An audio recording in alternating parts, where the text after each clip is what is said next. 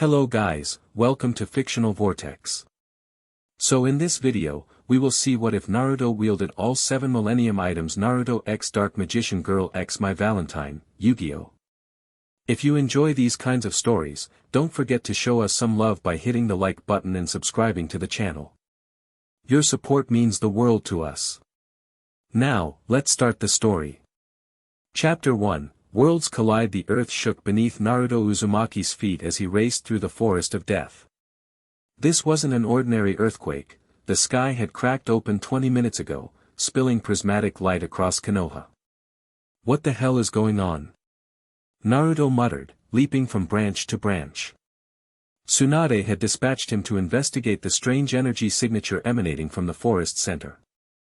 At 20, Naruto had grown into his role as one of Konoha's elite shinobi, though he still wore his trademark orange and black jumpsuit. The tremors intensified. Trees swayed dangerously, forcing Naruto to channel chakra into his feet for stability. The air felt charged, almost electric. This doesn't feel like any jutsu I've encountered, he said to himself, creating 2 shadow clones without hand signs. You guys, spread out and check the perimeter. His clones nodded and disappeared into the foliage. Naruto pressed forward, following the intensifying pulses of energy. He'd grown more strategic over the years, no longer rushing headlong into danger, well, not always. The forest cleared suddenly into a crater that hadn't existed yesterday. At its center, a golden object caught the sunlight, its surface etched with hieroglyphics Naruto didn't recognize. Bachan didn't mention anything about artifacts, he said, approaching cautiously. The object resembled a pyramid, broken into pieces like a 3-dimensional puzzle.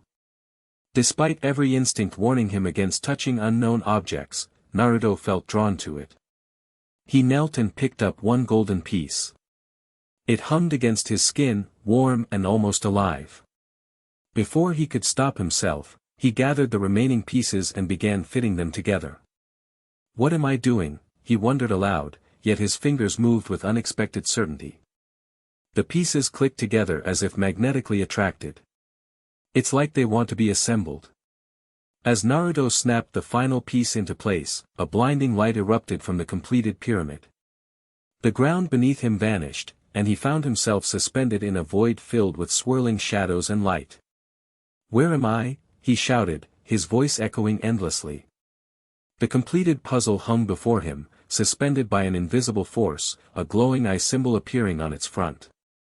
The Millennium puzzle has chosen, a voice announced from everywhere and nowhere. 2 worlds, now 1. Reality snapped back with the force of a physical blow. Naruto found himself back in the crater, the completed puzzle now hanging from a chain around his neck.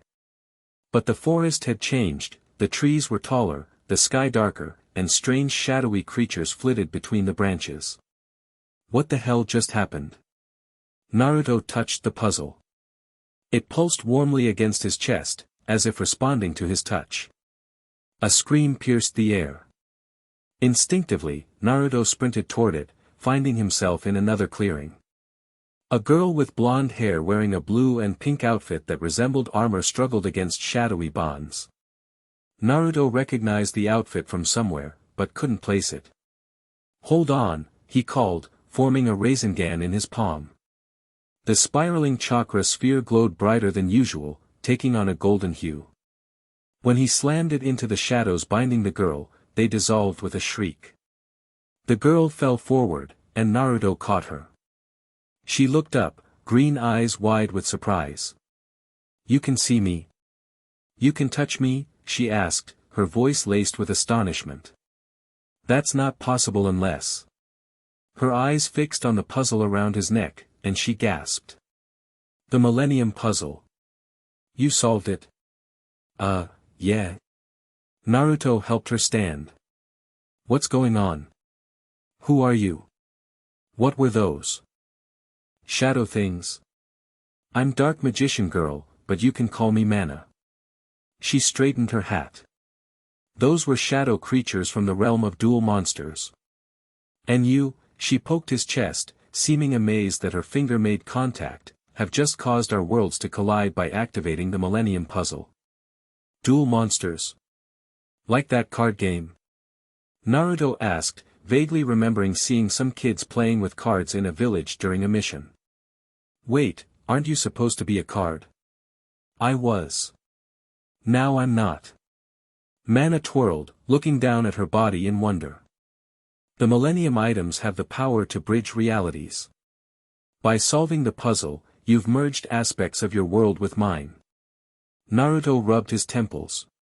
So I accidentally merged worlds because I put together a puzzle? Tsunade's gonna kill me. Mana grabbed his shoulders. This is serious. The Millennium items are incredibly dangerous. There are 7 in total, and each contains immense power. If they fall into the wrong hands, a kunai whizzed past, grazing Naruto's cheek. He pushed Mana behind him and spun to face the attacker. 5 masked shinobi surrounded them, wearing modified ANBU gear with unfamiliar insignia. Uzumaki Naruto, the leader spoke. Surrender the Millennium puzzle. It's now property of Special Division 0. Never heard of you guys, Naruto wiped blood from his cheek. And I don't think I'll be handing anything over. The leader signaled, and 2 ANBU rushed forward. Naruto formed a hand sign, creating 5 shadow clones that intercepted them. The clones engaged, but something was different.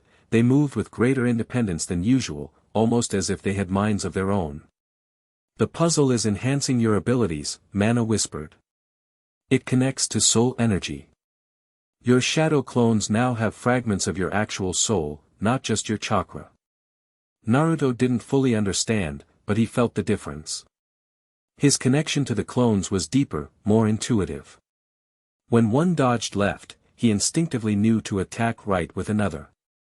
The ANBU leader made hand signs.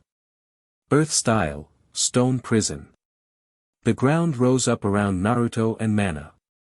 Without thinking, Naruto grabbed the puzzle. It glowed, and the rising earth shattered. What the ANBU leader stumbled back. How did you counter without hand signs? Naruto looked at the glowing puzzle, surprised himself. I didn't. It did. The remaining ANBU attacked simultaneously. Naruto grabbed Mana and leaped high, channeling wind chakra into his palm. Wind style, Raisin Shuriken. The attack grew massive, larger than he'd ever managed, its center glowing with the same golden light as the puzzle. When he threw it, the spinning chakra disc expanded, forcing the ANBU to scatter. We need to retreat, Naruto told Mana. I don't know who these guys are, but they're not regular ANBU. They want the puzzle, Mana nodded. And they won't be the only ones. They fled deeper into the forest, which now seemed to stretch endlessly, with trees Naruto didn't recognize mingled with familiar ones. After putting several kilometers between themselves and their pursuers, they stopped beside a stream that glittered with unnatural blue luminescence. Even the waters changed, Naruto observed, kneeling to splash his face. His reflection shimmered, briefly showing someone else, someone with spikier hair and sharper eyes. He jerked back. What was that? The puzzle is connecting with you, Mana explained, sitting cross-legged beside him. It once belonged to a pharaoh, and it contains echoes of his spirit. Don't worry, you're still you. The puzzle enhances what's already there. Naruto touched the golden pyramid. So I merged worlds by solving this thing. Can I unmerge them? It's not that simple. The merger is still happening, like ripples spreading from a stone dropped in water. Mana traced patterns in the air, leaving glowing symbols that faded slowly. We need to find the other 6 Millennium items before they fall into the wrong hands. What kinds of hands are we talking about? The worst kind, Mana's expression darkened. In my world, these items caused wars, corrupted good people, and nearly destroyed existence itself. In this merged reality, who knows what they might do, especially with chakra involved. A twig snapped. Naruto was on his feet instantly, kunai in hand. Mana rose beside him, her staff glowing with energy. Relax, ninja boy, a sultry female voice called from the shadows. If I wanted to attack, you wouldn't have heard me coming. A woman stepped into the clearing. Tall, blonde, and dressed in a purple jacket and white corset that emphasized her figure, she carried herself with unmistakable confidence. Strapped to her arm was what looked like a modified dual disc. Mai Valentine, Mana breathed. You're here too. Dark magician girl. In the flesh. Mai raised an eyebrow, circling them appraisingly. When my harpies started going haywire and flying off their cards, I knew something weird was happening. Followed the energy signature and found this. She gestured at the transformed forest. What did you do, kid? Naruto Uzumaki, he corrected. And apparently I solved a puzzle and merged our worlds. Mai laughed, but there was no humor in it. Great. Another world-ending catastrophe triggered by ancient Egyptian artifacts. Just what I needed this week. You've dealt with the Millennium items before? Naruto asked. I've seen what they can do, Mai's expression hardened. And it's never pretty. She pointed to the puzzle. That thing around your neck. It's a magnet for trouble. We need to find the other 6 items, Mana insisted. If they're scattered across this merged world, anyone could find them. Too late, Mai held up her dual disc, displaying a news feed on its screen. The technology looked advanced even by Konoha's standards. Reports are coming in about unusual objects causing chaos. A golden eye in the land of waves, a ring in what used to be Domino City but is now called the Land of Iron. Naruto peered at the screen. How are you getting a signal out here? Kaiba Corp Tech, Mai shrugged. Works across dimensions, apparently. The point is, we're not the only ones looking for these items. A massive explosion rocked the forest. Trees crumbled, and a pillar of purple flame shot into the sky about a kilometer away. Like I said, Mai gestured toward the flames. Trouble. Naruto's shadow clones, which he'd kept scouting, dispelled suddenly, flooding him with their memories. ANBU squad's been taken out by someone else. Silver-haired guy with glasses, using some kind of card-based jutsu. Kabuto? Naruto clenched his fists. He should be locked up in Konoha's highest security prison. Not anymore, Mana pointed to the sky, where dark clouds swirled above the flames. That energy, it feels like the Shadow Realm, but mixed with something else. We should go the other way, Mai suggested. Fast. Naruto touched the puzzle, feeling it warm beneath his fingers. No. If Kabuto's involved, this is worse than we thought. He experiments with forbidden techniques. If he gets his hands on more Millennium items. Then we need a plan, Mai sighed, activating her dual disc. I can't believe I'm saying this, but I'm in. Someone's got to keep you two from getting killed. Mana smiled. The legendary Mai Valentine, joining our team. The pharaoh would be impressed. Don't push it, honey, Mai winked. I'm doing this for self-preservation. If the worlds are merging, I need them unmerged, pronto. Naruto nodded. First, we need to see what Kabuto's up to. Then we find the nearest Millennium item. They moved toward the pillar of flame, with Naruto taking point. As they approached, the forest grew increasingly distorted, trees twisted into impossible shapes, the ground shifted between grass and metallic platforms, and patches of shadow congealed into semi-solid forms. The boundary between realms is thin here, Mana whispered. Be careful. Anything could come through. They crouched behind a warped tree trunk, observing a clearing ahead. Kabuto stood in the center, but something was wrong.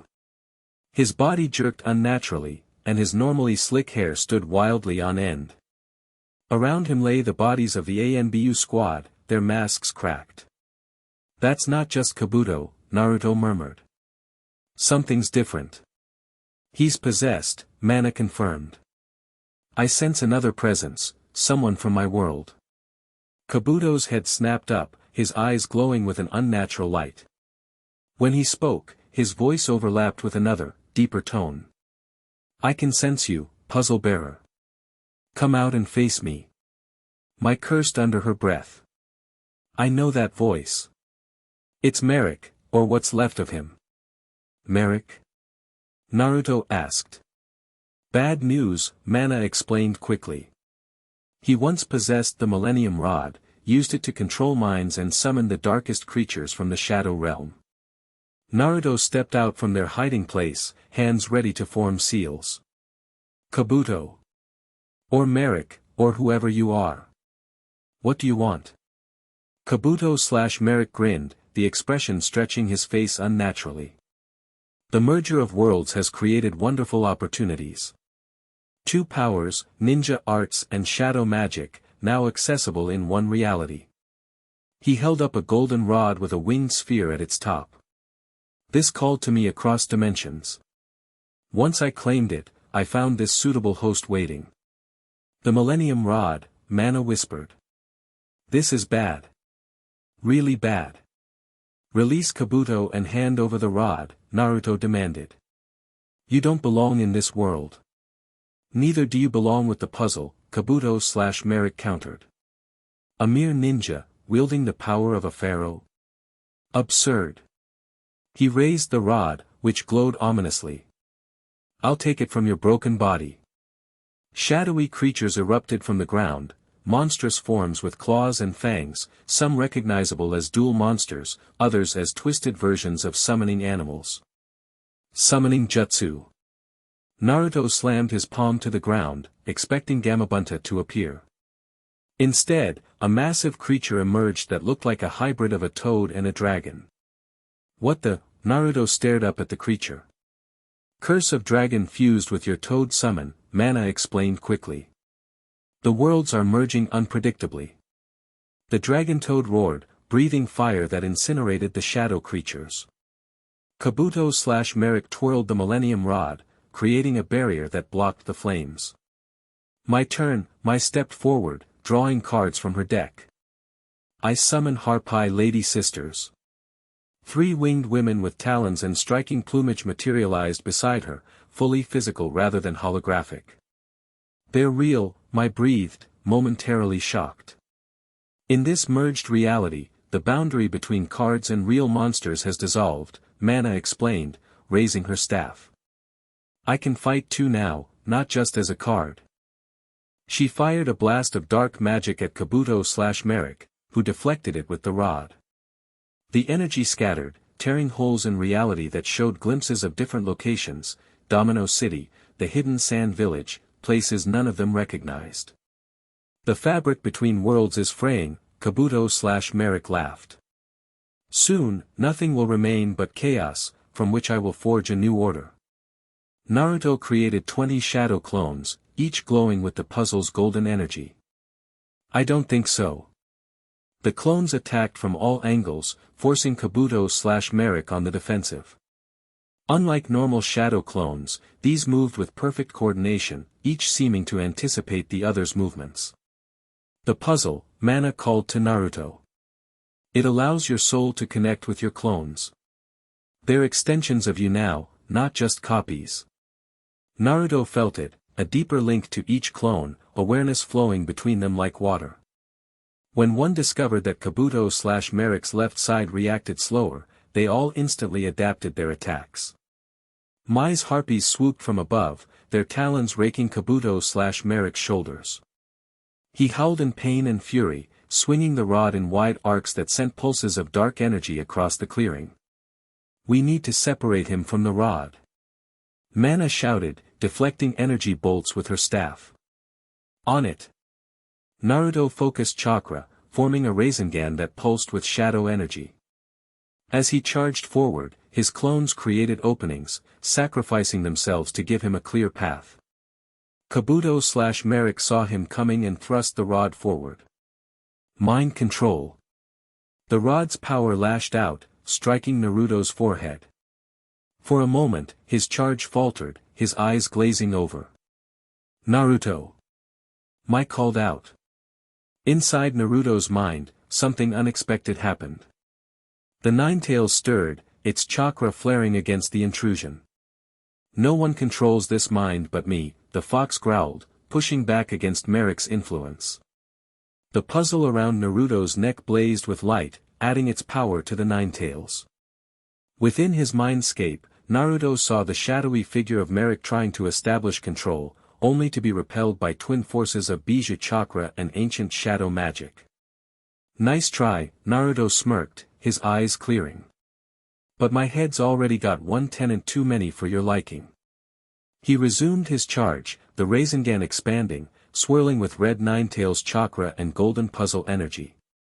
When it connected with the Millennium Rod, the resulting explosion threw everyone backward. Naruto tumbled across the ground, stopping at the edge of the clearing. The puzzle still hung around his neck, seemingly undamaged. Across from him, Kabuto lay unconscious, the Millennium Rod nowhere to be seen. "Did we win?" Naruto asked, struggling to his feet. A slow clap echoed through the clearing. A figure stepped from the shadows, Kabuto, but with his usual composed demeanor, glasses perfectly positioned. "Impressive, Naruto-kun," he said smoothly. "You've grown since our last encounter." But, Naruto looked at the unconscious Kabuto, which dissolved into mud. Earth clone. With special modifications, Kabuto adjusted his glasses. "I needed to test the limits of the Millennium Rod, and you provided an excellent demonstration." "Where's Merrick?" Mana demanded, helping Mai to her feet. "Parts of him remain," Kabuto tapped his temple. "Others, I've discarded." His knowledge proved useful, but his ambitions were limiting. The rod materialized in his hand. The merger of worlds has opened new avenues of research. Chakra and shadow magic, combined. The possibilities are endless. "You won't get away with this," Naruto growled, preparing another attack. "I already have," Kabuto smiled. "While you were fighting my clone, I located another Millennium item. Consider this a preview of our next encounter." He held up a golden object, a perfect sphere with an eye symbol, similar to the one on the puzzle. "The Millennium Eye." Mana gasped. "Put that down. You don't know what it can do." "Oh, but I do," Kabuto's smile widened as he brought the eye toward his face. "And I'm eager to find out how it interacts with my modified body." Before anyone could stop him, Kabuto pressed the eye into his eye socket. Blood trickled down his cheek as the item merged with him. He screamed, a sound of pain mixed with ecstasy. "Stop him!" Mai shouted, commanding her harpies to attack. Naruto lunged forward, but reality seemed to bend around Kabuto. The space distorted, and he stepped backward into what looked like a tear in the air itself. "Your thoughts are so loud, Naruto-kun," Kabuto's voice echoed as he disappeared. "Thanks to the eye, I can hear them all. I'll be seeing you soon, very soon." The tear sealed itself, leaving the three of them alone in the devastated clearing. "He got away," Naruto punched the ground in frustration. "With 2 Millennium items. The eye grants the power to read minds," Mana explained, her voice tight with concern. "Combined with the rod's ability to control minds and his ninja abilities. We're screwed," Mai finished bluntly. "Unless we find the other items first." Naruto touched the puzzle, feeling its warm pulse against his palm. "Then that's what we'll do. Starting now." They regrouped quickly, assessing their situation. The forest continued to transform around them, patches of reality shifting between worlds. "The merger is accelerating," Mana observed. "We don't have much time before the changes become permanent."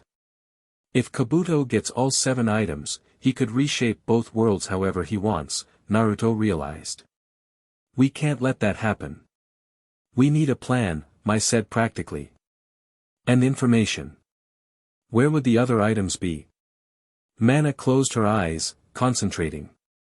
"The items are drawn to power and significance. Places important in both worlds would be natural convergence points." "Like what?" Naruto asked. The land of waves, Mai suggested, checking her dual disc. Reports of unusual activity there, remember? It's where that golden eye was spotted before Kabuto got it. That makes sense, Naruto nodded. The Great Naruto Bridge connects islands there.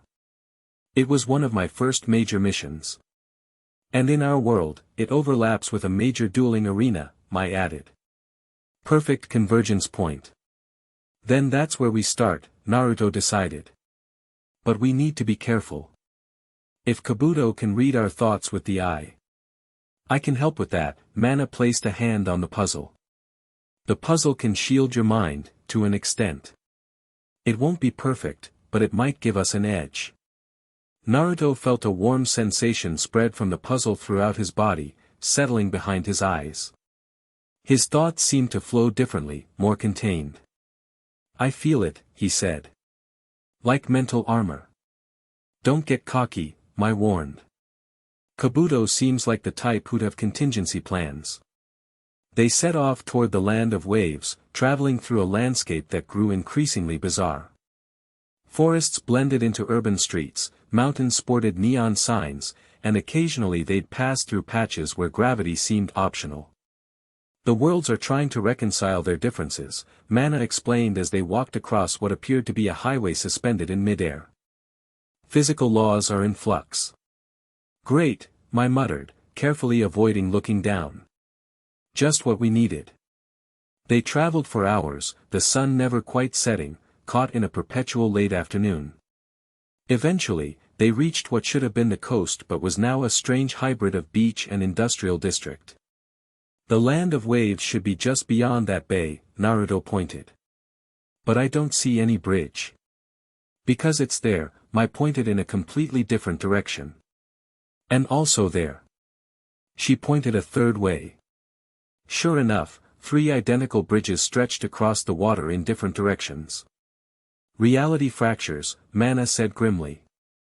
The merger is creating duplicates, alternatives. Which one is real? Naruto wondered. They all are, in their way, Mana replied. We need to find the one with the strongest energy signature. She closed her eyes, sensing the flows of power. That one, she pointed to the middle bridge. It has the strongest resonance with both worlds. They approached the bridge cautiously. Unlike Naruto's memories, this version glowed with faint blue light, and dual monsters flew freely around its support pillars. People crossed in both directions, some clearly ninja, others duelists, many looking confused about where they were headed. Everyone's feeling the effects, Naruto observed. They just don't understand what's happening. Ignorance is bliss, Mai commented. Though not for long, from the looks of things. The bridge led them to a transformed land of waves. What had once been a poor fishing village had become a bizarre hybrid of traditional buildings and high-tech dueling arenas. People moved about their business as if nothing were strange, though occasionally someone would stop, look around bewildered, then continue on. It's like their memories are adjusting to accommodate both realities, Mana explained. Their minds can't process the contradiction, so they're accepting both as true. That's convenient, Mai remarked sarcastically. They made their way to the center of town, where a massive arena dominated the skyline. Its architecture blended traditional wave country design with the sleek lines of Kaiba Corp technology. If there's a Millennium item here, that's where it would be, Mana pointed. Centers of power attract them. Entering the arena proved surprisingly easy. The guards seemed confused about whether to check for weapons or dual discs, eventually waving them through with minimal scrutiny. Inside, a duel was underway in the central ring. But this was unlike any duel Naruto had glimpsed before. The monsters were fully physical, and the duelists controlled them using a mixture of card commands and what looked like chakra manipulation.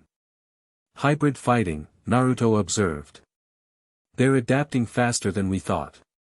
In a private box overlooking the arena sat a familiar figure, Gato, the shipping magnate Naruto had helped defeat years ago.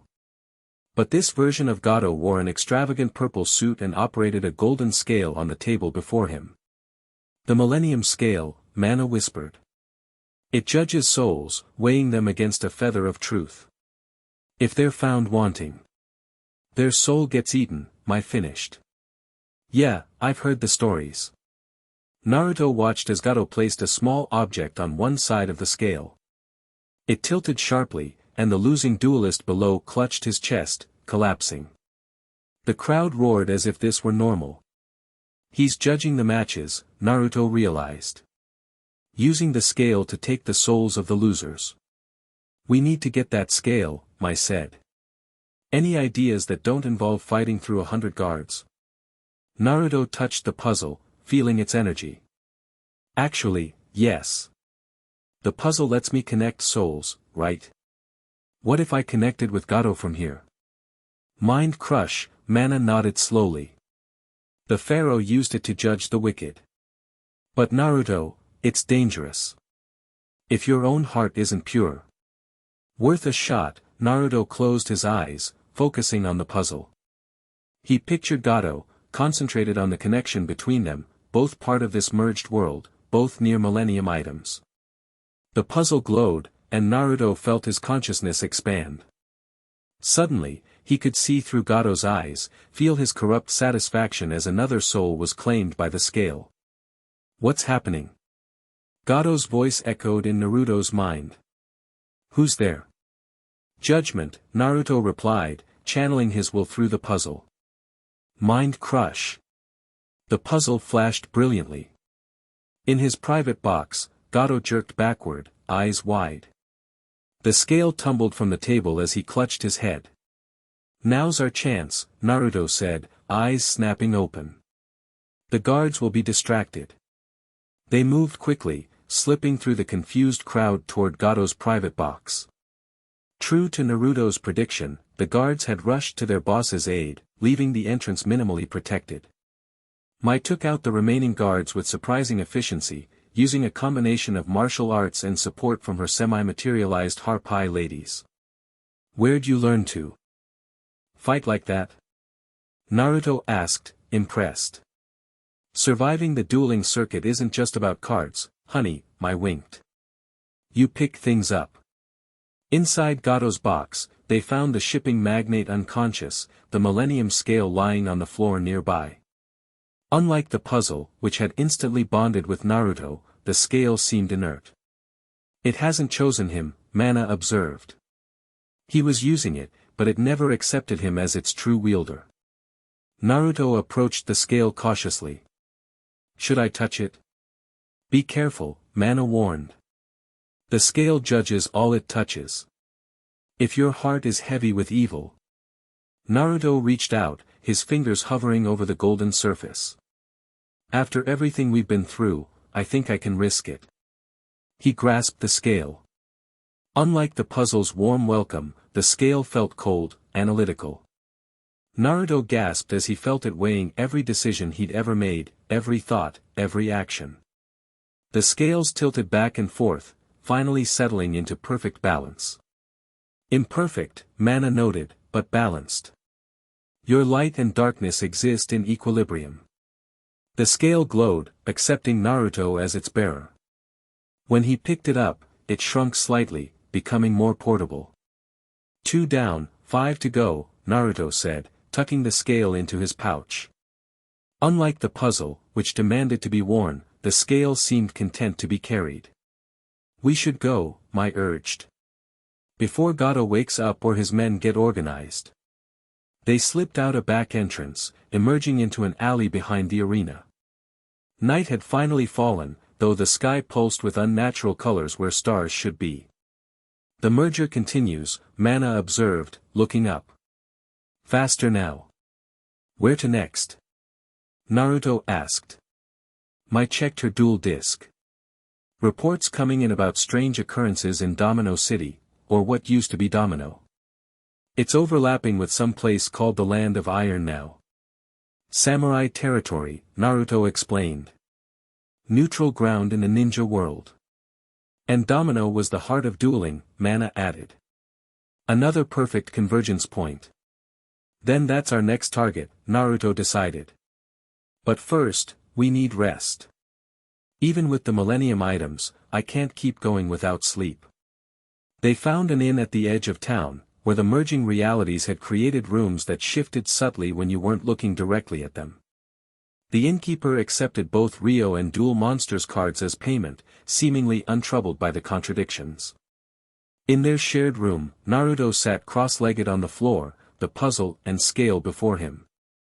2 items, he murmured. And already I can feel them changing me. That's their nature. Mana sat beside him. They enhance what's within the bearer.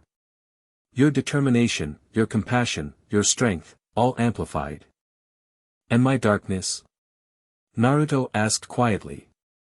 That too, Mana admitted. But you've faced your darkness before, with the 9 tails. You understand balance better than most. Mai, who had been checking her dual disc by the window, joined them. Speaking of balance, we need a strategy. Kabuto has 2 items, we have 2. That leaves 3 unaccounted for. The ring, the key, and the necklace, Mana counted on her fingers. Each with its own powers. The ring can locate other items, which is why we need to find it quickly. The key can unlock minds, revealing their true nature. And the necklace allows glimpses of past and future. If Kabuto gets the ring, he'll find the others before we do, Naruto realized. Exactly, Mai nodded. So our priority is clear. They strategized late into the night, planning their journey to the land of Iron/Domino City Hybrid. Eventually, fatigue overcame them, and they took turns sleeping while one kept watch. During his watch, Naruto studied the puzzle in the moonlight. Its surface caught the light strangely, sometimes seeming to show reflections that weren't there. What secrets do you hold? He whispered to it. The puzzle warmed in response, and Naruto had the distinct impression it was listening. A noise at the window caught his attention. A small, mechanical bird perched on the sill, its eyes glowing red. Before Naruto could react, it projected a holographic image of Kabuto. Good evening, Naruto-kun, the hologram smiled.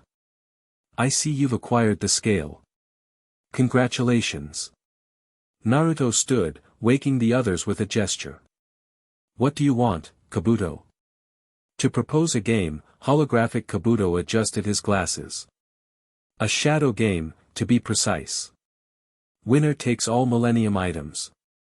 Not interested, Naruto replied flatly. You misunderstand. This isn't optional. Kabuto's image flickered. The merging worlds are becoming unstable. Without all 7 items united under one will, both realities will eventually destroy each other. He's lying, Mana stepped forward. The items don't need to be united. They need to be balanced. Such certainty from a card brought to life, Kabuto mocked. Tell me, Dark Magician Girl, what happens when your master's world collapses? Do you simply cease to exist? Mana faltered, uncertainty crossing her face. Don't listen to him, Mai put a hand on Mana's shoulder. He's trying to divide us. Perhaps, Kabuto conceded. But the offer stands. Meet me at the Great Convergence in 3 days. That's where the final item will appear. Great Convergence. Naruto repeated. You'll know it when you see it, Kabuto's image began to fade. Oh, and Naruto. I can see your thoughts even now. The eye's power extends further than you imagine. Your little mental shield is quaint. The hologram vanished, and the mechanical bird exploded in a small puff of smoke. Great, Mai sighed. He's tracking us. And lying about the items, Mana added, though she sounded less certain than before. They don't need to be united under one wielder. That's what caused problems in the past. Naruto picked up the puzzle, feeling its reassuring weight. Whatever the truth, we can't let Kabuto collect all 7. We stick to our plan, find the ring before he does. They resumed their journey at first light, traveling through a landscape that grew increasingly unstable. Sometimes they'd walk through patches where gravity reversed, or where time seemed to flow backward. The boundaries between worlds were breaking down further with each passing hour. By midday, they reached a vast chasm that hadn't existed on any map. At the bottom flowed what looked like a river of cards and scrolls, spinning in a vortex. Knowledge from both worlds, mixing, Mana observed. Dangerous to touch. They skirted the chasm, finding a natural bridge formed from what appeared to be solidified shadow. As they crossed, Naruto felt the puzzle pulse rhythmically, almost urgently. It senses something, he told the others. Another item is near. On the far side of the chasm stood a figure in a flowing white coat. His brown hair moved in a wind that affected nothing else around him. Mai recognized him immediately. What's he doing here? Kaiba turned as they approached, his cold blue eyes assessing them clinically. Valentine, he acknowledged Mai. And you must be the ninja who solved the puzzle. His gaze fixed on Naruto. Kaiba boy. Another voice called from behind them. A man with silver hair and a flamboyant red suit pranced into view, twirling a staff topped with a winged orb. Oh, you found friends. How delightful. Pegasus, Mai muttered. Great. Just what we needed. You know these guys? Naruto asked quietly. Kaiba runs the biggest gaming corporation in my world, Mai explained. Pegasus created dual monsters. And now we're all stuck in this fascinating merged reality, Pegasus spread his arms theatrically. Isn't it wonderful? So many new possibilities. It's a disaster, Kaiba contradicted flatly. My technology is glitching between dimensions. Dual discs summoning real monsters. Buildings appearing and disappearing. Why are you here? Mana asked suspiciously. Kaiba reached into his coat and produced a golden item, a key with the same eye symbol as the puzzle. This appeared in my vault yesterday. I assume it's connected to whatever's happening.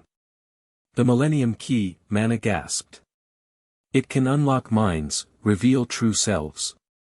Yes, fascinating trinket, Pegasus agreed. Though not as interesting as this. He pulled aside his silver hair, revealing a golden eye identical to the one Kabuto had claimed.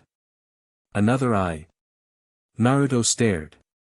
But Kabuto has the Millennium eye. Oh, this old thing. Pegasus tapped his golden eye. I've had it for years, my boy. Though lately, it's been behaving rather oddly. Showing me two worlds at once. Quite the headache, I must say. The merger is creating duplicates, Mana realized. The items exist in both worlds, so now there are two of each.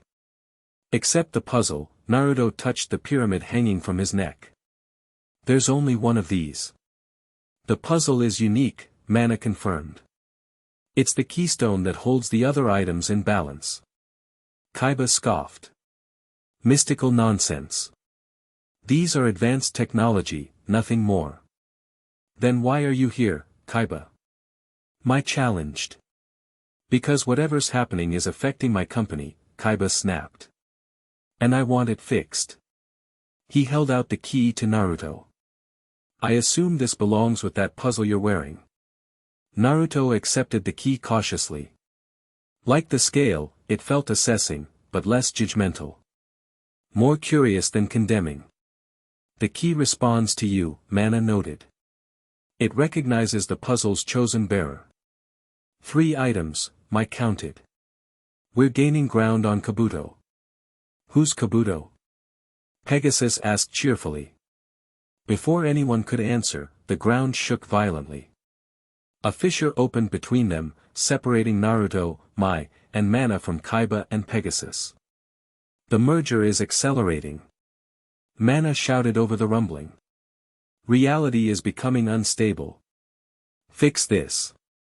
Kaiba commanded from across the widening gap. Whatever you did, undo it. Working on it. Naruto called back. The fissure continued to expand, forcing them to retreat. When they looked back, Kaiba and Pegasus had vanished, the landscape completely transformed where they had stood. Did they fall in? Mai asked worriedly. No, Mana shook her head. The realities split temporarily. They're still there, just in a different phase of the merger. Naruto examined the key in his hand. Unlike the puzzle, which maintained its solid presence, the key seemed to flicker occasionally, as if not fully committed to this reality. The duplicates are unstable, Mana explained, seeing his confusion. They exist in both worlds simultaneously, never fully in either. So what does this mean for our plan? Mai asked practically. It means we need to hurry. Naruto tucked the key into his pouch alongside the scale. If reality is breaking down this quickly, we don't have much time. They pressed on toward what should have been the land of iron but now resembled a bizarre fusion of feudal samurai. Fortresses and gleaming skyscrapers. Snow fell upward in some places, while cherry blossoms bloomed in perpetual spring in others. At the center of this contradiction stood a massive structure, part traditional samurai stronghold, part high-tech dueling arena. Banners displaying both ninja village symbols and corporate logos fluttered from its battlements. The great Naruto bridge has become this, Naruto marveled. Everything's transforming, becoming something new.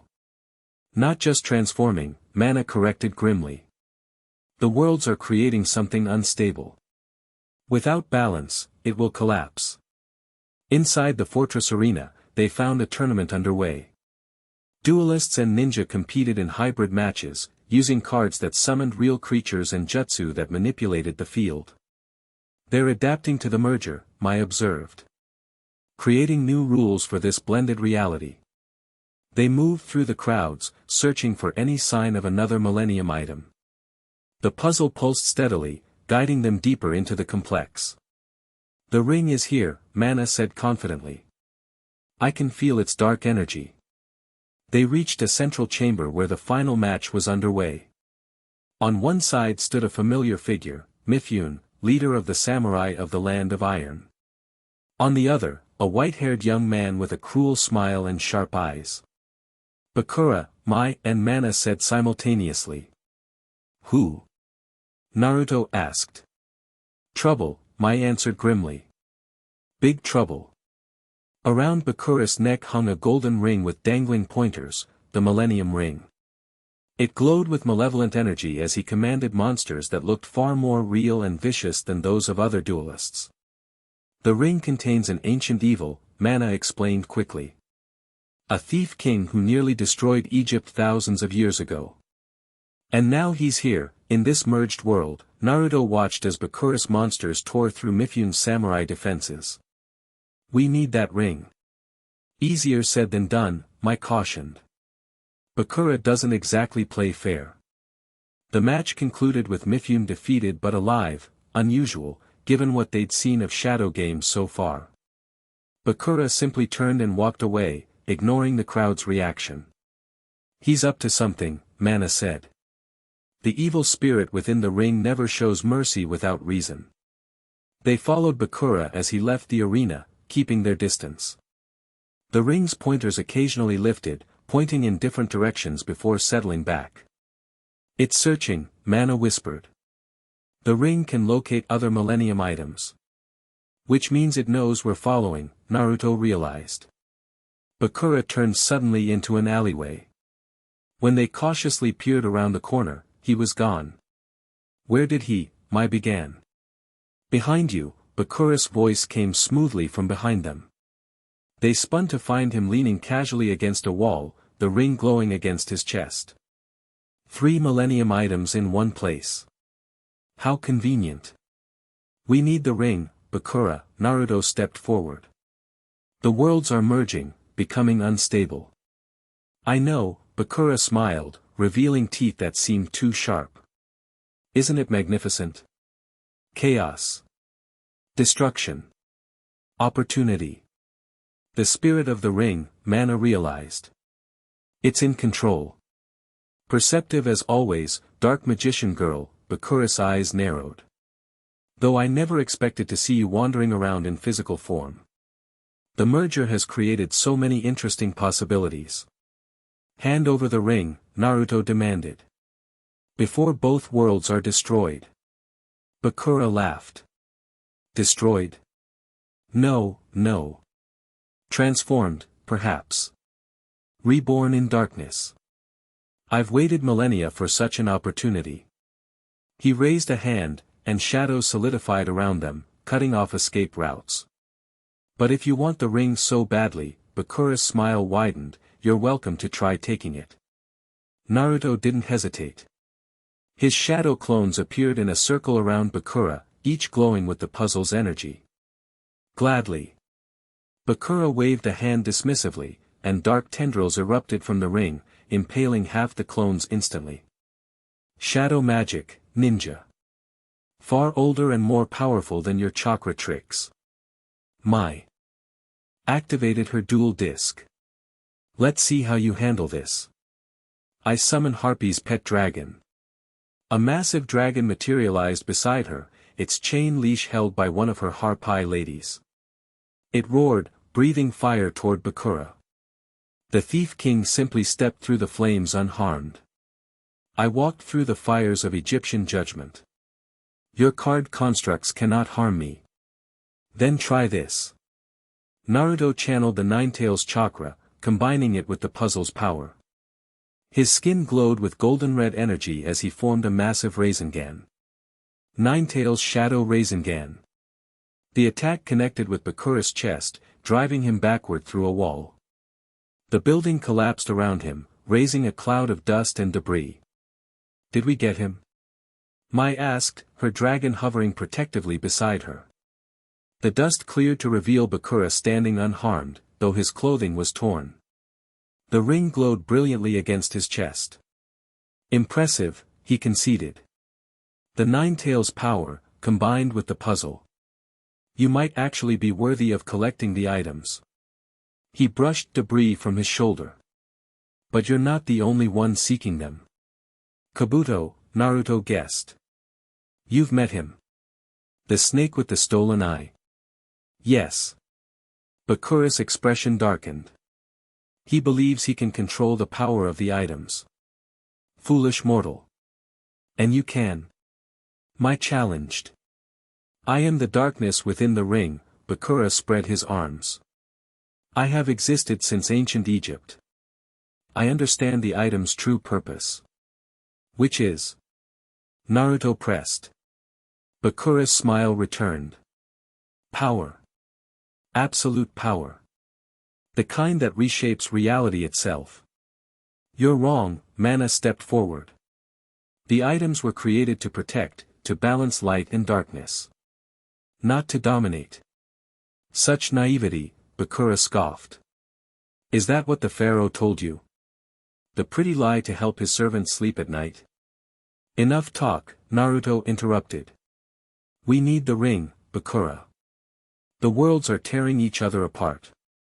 Yes, they are, Bakura agreed, suddenly serious. And neither Kabuto nor I can allow that destruction before our plans are complete. He removed the ring from his neck, holding it out. Which is why I'm giving you this, puzzle bearer. Naruto stared in disbelief. You're giving it to me? Why?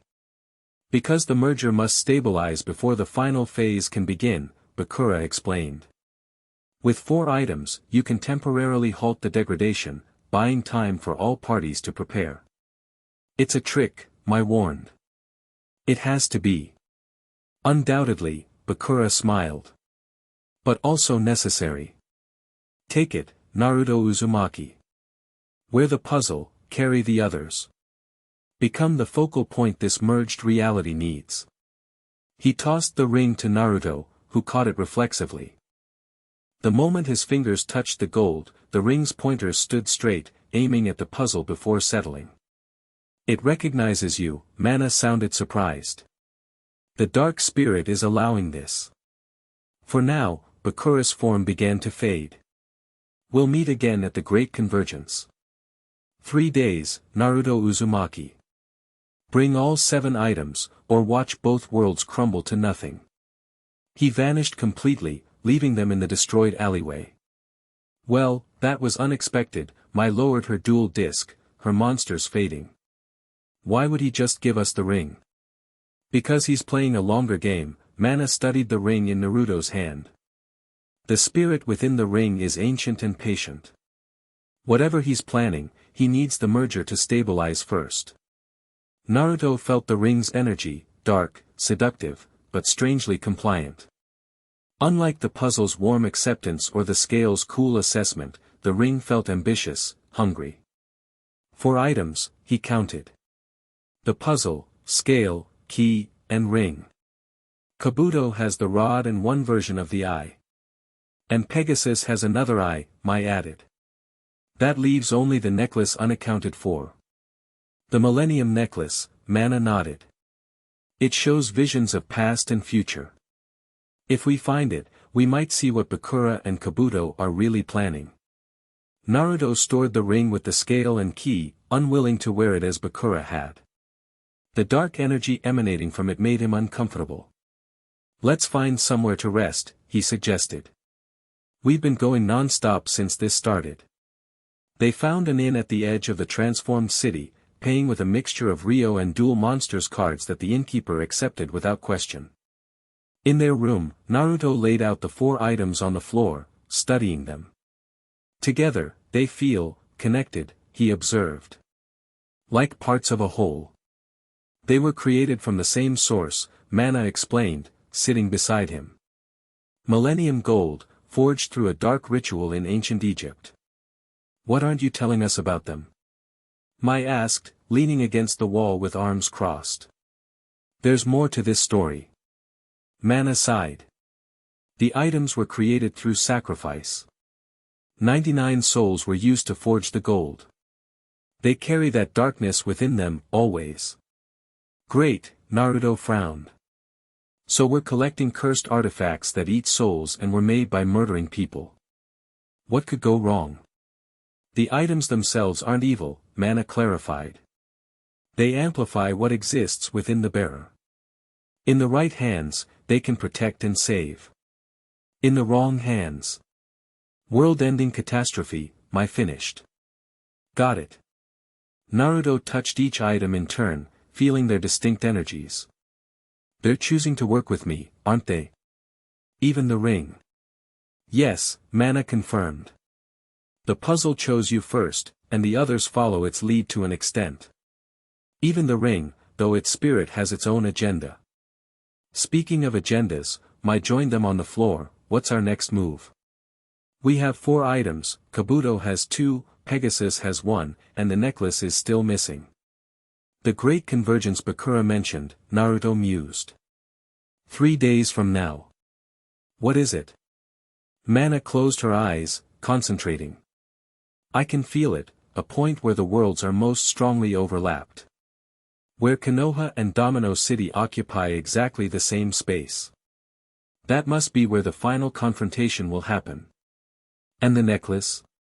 Mai asked. It could be anywhere, Mana shook her head. But I suspect it will appear at the convergence too. The items are drawn to each other at significant moments. Naruto gathered the items, returning the ring, scale, and key to his pouch. The puzzle remained around his neck, a constant, reassuring weight. Then we have 3 days to prepare, he decided. To figure out what Bakura and Kabuto are really planning, and how to stop them. As night fell, the merged world outside grew more unstable. Buildings flickered between forms, streets rearranged themselves, and strange creatures roamed freely. But within their room, the presence of 4 Millennium items created a bubble of relative stability. We should take turns keeping watch, Naruto suggested. I don't trust Kabuto to leave us alone for long. They agreed, with Naruto taking first watch. As the others slept, he sat cross-legged by the window, the puzzle warm against his chest. What are you, really? He whispered to it. What power do you hold? The puzzle pulsed gently, and Naruto felt himself drawn inward, into a labyrinthine space within his own mind. Endless staircases led in impossible directions, doors opened onto more staircases, and platforms floated in a golden-tinged void. My soul room, he realized, remembering what Mana had told him about the puzzle's powers. The physical representation of my mind. Impressive, isn't it? A voice called from nearby.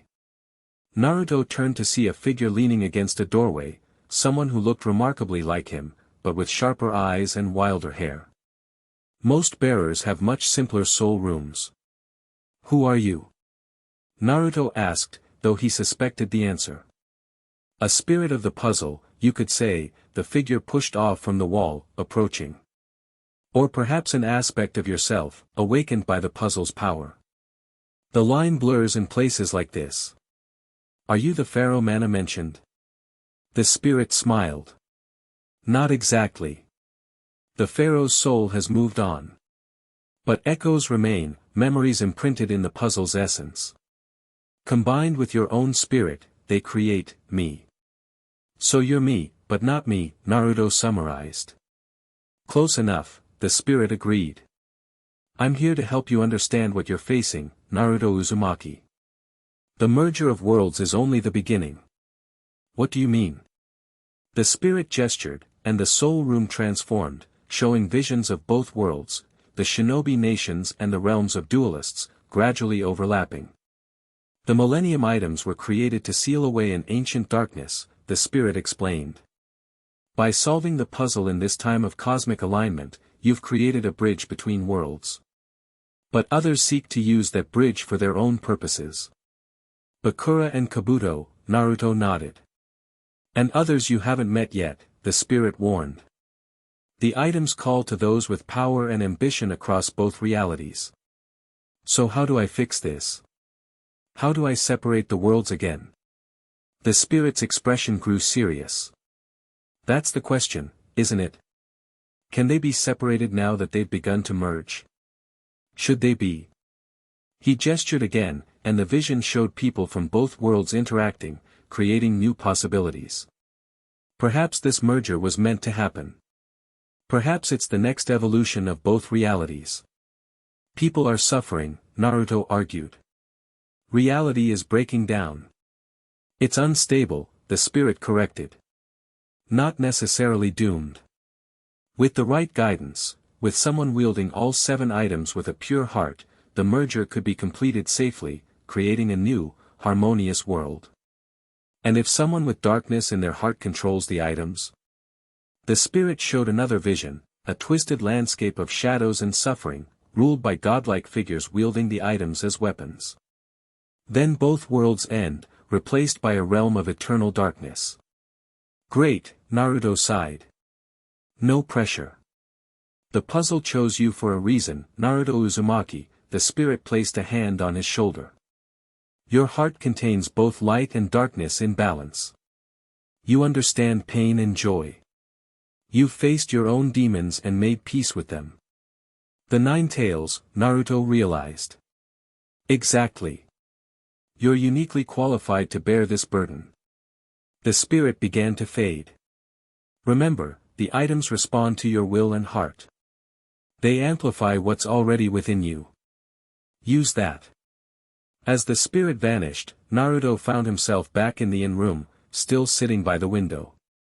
The puzzle was warm against his chest, and outside, the merged world continued its chaotic transformation. Just another day in the life of Naruto Uzumaki, he muttered to himself. Save the world. No big deal. The next morning, they set out for Konoha, or what remained of it in this merged reality. According to Mana's senses, that's where the great convergence would occur. The journey was challenging, as the landscape continued to shift unpredictably. What should have been a 3-day trip became a maze of reality distortions, time loops, and sudden environmental changes. The items are stabilizing the space around us, Mana observed as they passed through a patch where trees grew upside down, their roots reaching toward the sky. Without them, we'd be lost in the distortions. Small comfort, Mai remarked dryly, carefully stepping around a puddle that seemed to contain an entire ocean within its depths. By nightfall of the second day, they could see Konoha in the distance, or rather, what it had become. The ninja village now sported massive skyscrapers alongside traditional buildings, with Hokage Rock showing the faces of both Hokages and what appeared to be gaming industry pioneers. That's Pegasus up there, Mai pointed to one of the newly carved faces. And Kaiba. Reality is really getting creative now. They made camp outside the village, unwilling to enter until they had a better understanding of what awaited them. As they sat around a small fire, Naruto removed the items from his pouch, placing them beside the puzzle. Tomorrow's the great convergence, he said. Whatever Bakura and Kabuto are planning, it happens then. We still don't know what they actually want, Mai pointed out. Bakura mentioned a final phase that needs the merger to stabilize first. The ancient magic of the Shadow Realm, Mana suggested. In my world, legend spoke of a ritual that could harness the power of all 7 items to resurrect Zork Necrophades, a being of pure darkness. And in our world, there's the 10 Tails, Naruto added grimly. An ancient creature of immense power, sealed away through great sacrifice. You think they're trying to release these creatures? Mai asked. Or merge them, Naruto's expression darkened. Creating something even worse. They fell silent, contemplating the magnitude of the threat. We need the necklace, Mana said finally. With it, we might see their true plan. And we need to find Pegasus, Mai added. His eye is still one of the 7 items. Tomorrow, Naruto decided. We enter Konoha, find the convergence point, and end this. They took turns standing watch again that night. During his shift, Naruto held the ring, studying its pointers. According to Mana, they could detect other Millennium items. He focused his will on the ring, asking it silently to show him the location of the necklace. The pointers lifted, spinning briefly before all aiming toward Konoha's center. So it is there, Naruto murmured. Waiting for us. Morning came with an unnatural swiftness, the sun seemingly jumping above the horizon rather than rising gradually. The merged world's physics continued to deteriorate. They entered Konoha cautiously. The village was both familiar and alien to Naruto, ramen stands beside high-tech gaming shops, ninja academy buildings wrapped around dueling arenas. People walked the streets in mixed attire from both worlds, apparently untroubled by the contradictions. Their minds are adapting, Mana explained. Accepting both realities as normal. Must be nice, Mai commented. Being blissfully unaware that the world is falling apart. The ring led them toward the center of the village, its pointers unerringly aimed at what had once been the Hokage Tower but was now a massive, gleaming structure that combined traditional architecture with Kaiba Corp design aesthetics. The convergence point, Mana confirmed. I can feel the energies concentrating there. They approached the tower, finding its entrance unguarded. Inside, the building seemed larger than physically possible, corridors extending into impossible distances. Non-Euclidean geometry, Mai observed.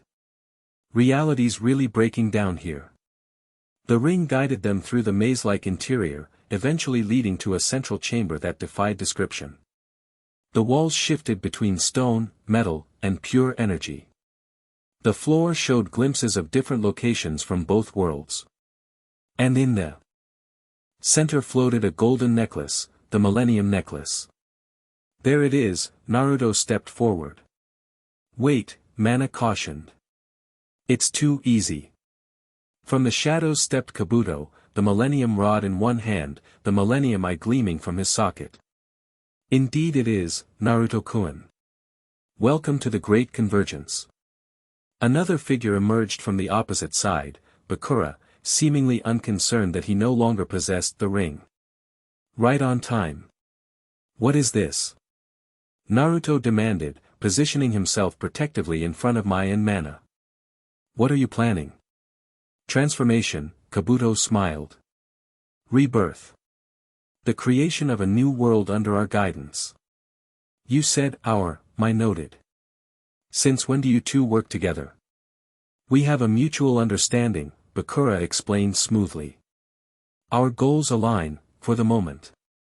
Which are? Naruto pressed. Kabuto adjusted his glasses. The merger of worlds has created unprecedented opportunities. Imagine it, Naruto-kun, chakra and shadow magic combined, under the control of those who understand both. You want to rule the merged world, Naruto realized. Rule? Bakura laughed. How pedestrian. We aim to transcend it. To become its gods. The chamber trembled, reality flickering around them. Through one distortion stepped Pegasus, his single millennium eye glowing. Ah, I see everyone's arrived for the party, he said cheerfully. Though I must say, the decor leaves something to be desired. Pegasus, Mai warned. They're trying to use the items to become gods. Oh, I know, my dear, Pegasus waved dismissively. That's why I'm here, to stop them. Or at least, to ensure the right person ascends. He looked meaningfully at Naruto. The puzzle chose you, after all. Not them. Enough talk, Kabuto raised the rod, which glowed with malevolent energy. The convergence reaches its peak. It's time. The floating necklace pulsed with light, and the chamber's distortions intensified. Reality itself seemed to bend around them, creating a vortex of energy with the necklace at its center. The final phase begins, Bakura announced. 7 items, 2 worlds, 1 new reality. Naruto touched the puzzle, feeling its power flow through him. Not if I can help it. He created a dozen shadow clones, each glowing with the combined energy of the puzzle and his own chakra. They charged Kabuto and Bakura simultaneously, forcing them back from the necklace. Mai activated her dual disc. I summoned Harpy Lady Sisters and Harpy's pet dragon. The monsters materialized beside her, more solid and powerful than ever in this place where realities merged. Mana raised her staff, dark magic swirling around her. I won't let you destroy both worlds. The battle erupted in chaos. Kabuto used the rod to control some of Naruto's clones, turning them against each other. Bakura summoned creatures of shadow that engaged Mai's harpies in aerial combat. Pegasus stood back, watching with an enigmatic smile, his eye glowing as he seemingly read everyone's next moves. Naruto fought his way toward the necklace, determined to claim it before either Kabuto or Bakura could. The puzzle glowed brilliantly against his chest, resonating with the nearby item. It's drawn to you, Mana called, blasting a shadow creature with magic. The items recognized the puzzle's chosen bearer. Naruto reached for the necklace, his fingers almost touching its golden surface, when a blast of energy from the rod knocked him backward. Kabuto stepped forward, hand outstretched toward the floating item. The necklace is mine, he declared. With it, I'll see all possible futures and choose the one where I reign supreme. I don't think so, a new voice interrupted. From a reality distortion stepped Kaiba, the Millennium key in his hand. This ends now. Kaiba. Pegasus clapped delightedly. Just in time for the grand finale. Kaiba pointed the key at Kabuto. I've seen enough shadow games to last a lifetime. I won't allow another. The key glowed, and Kabuto froze mid-step, his mind seemingly locked by the key's power. Naruto seized the opportunity, lunging for the necklace again. This time, his fingers closed around the cold metal. Power surged through him, and visions flashed before his eyes, past, present, future, all overlapping. He saw what Bakura and Kabuto planned, the resurrection of Zork necrophades using the Ten-Tails chakra as catalyst, creating a hybrid entity that would consume both worlds and remake them in darkness. I see it now, Naruto gasped, the necklace's power flowing into him. What you're trying to do? Bakura snarled. Then you know it's inevitable. The darkness rises, with or without your cooperation. Nothing's inevitable, Naruto countered, the 5 items he now possessed, puzzle, scale, ring, key, and necklace, glowing in harmony.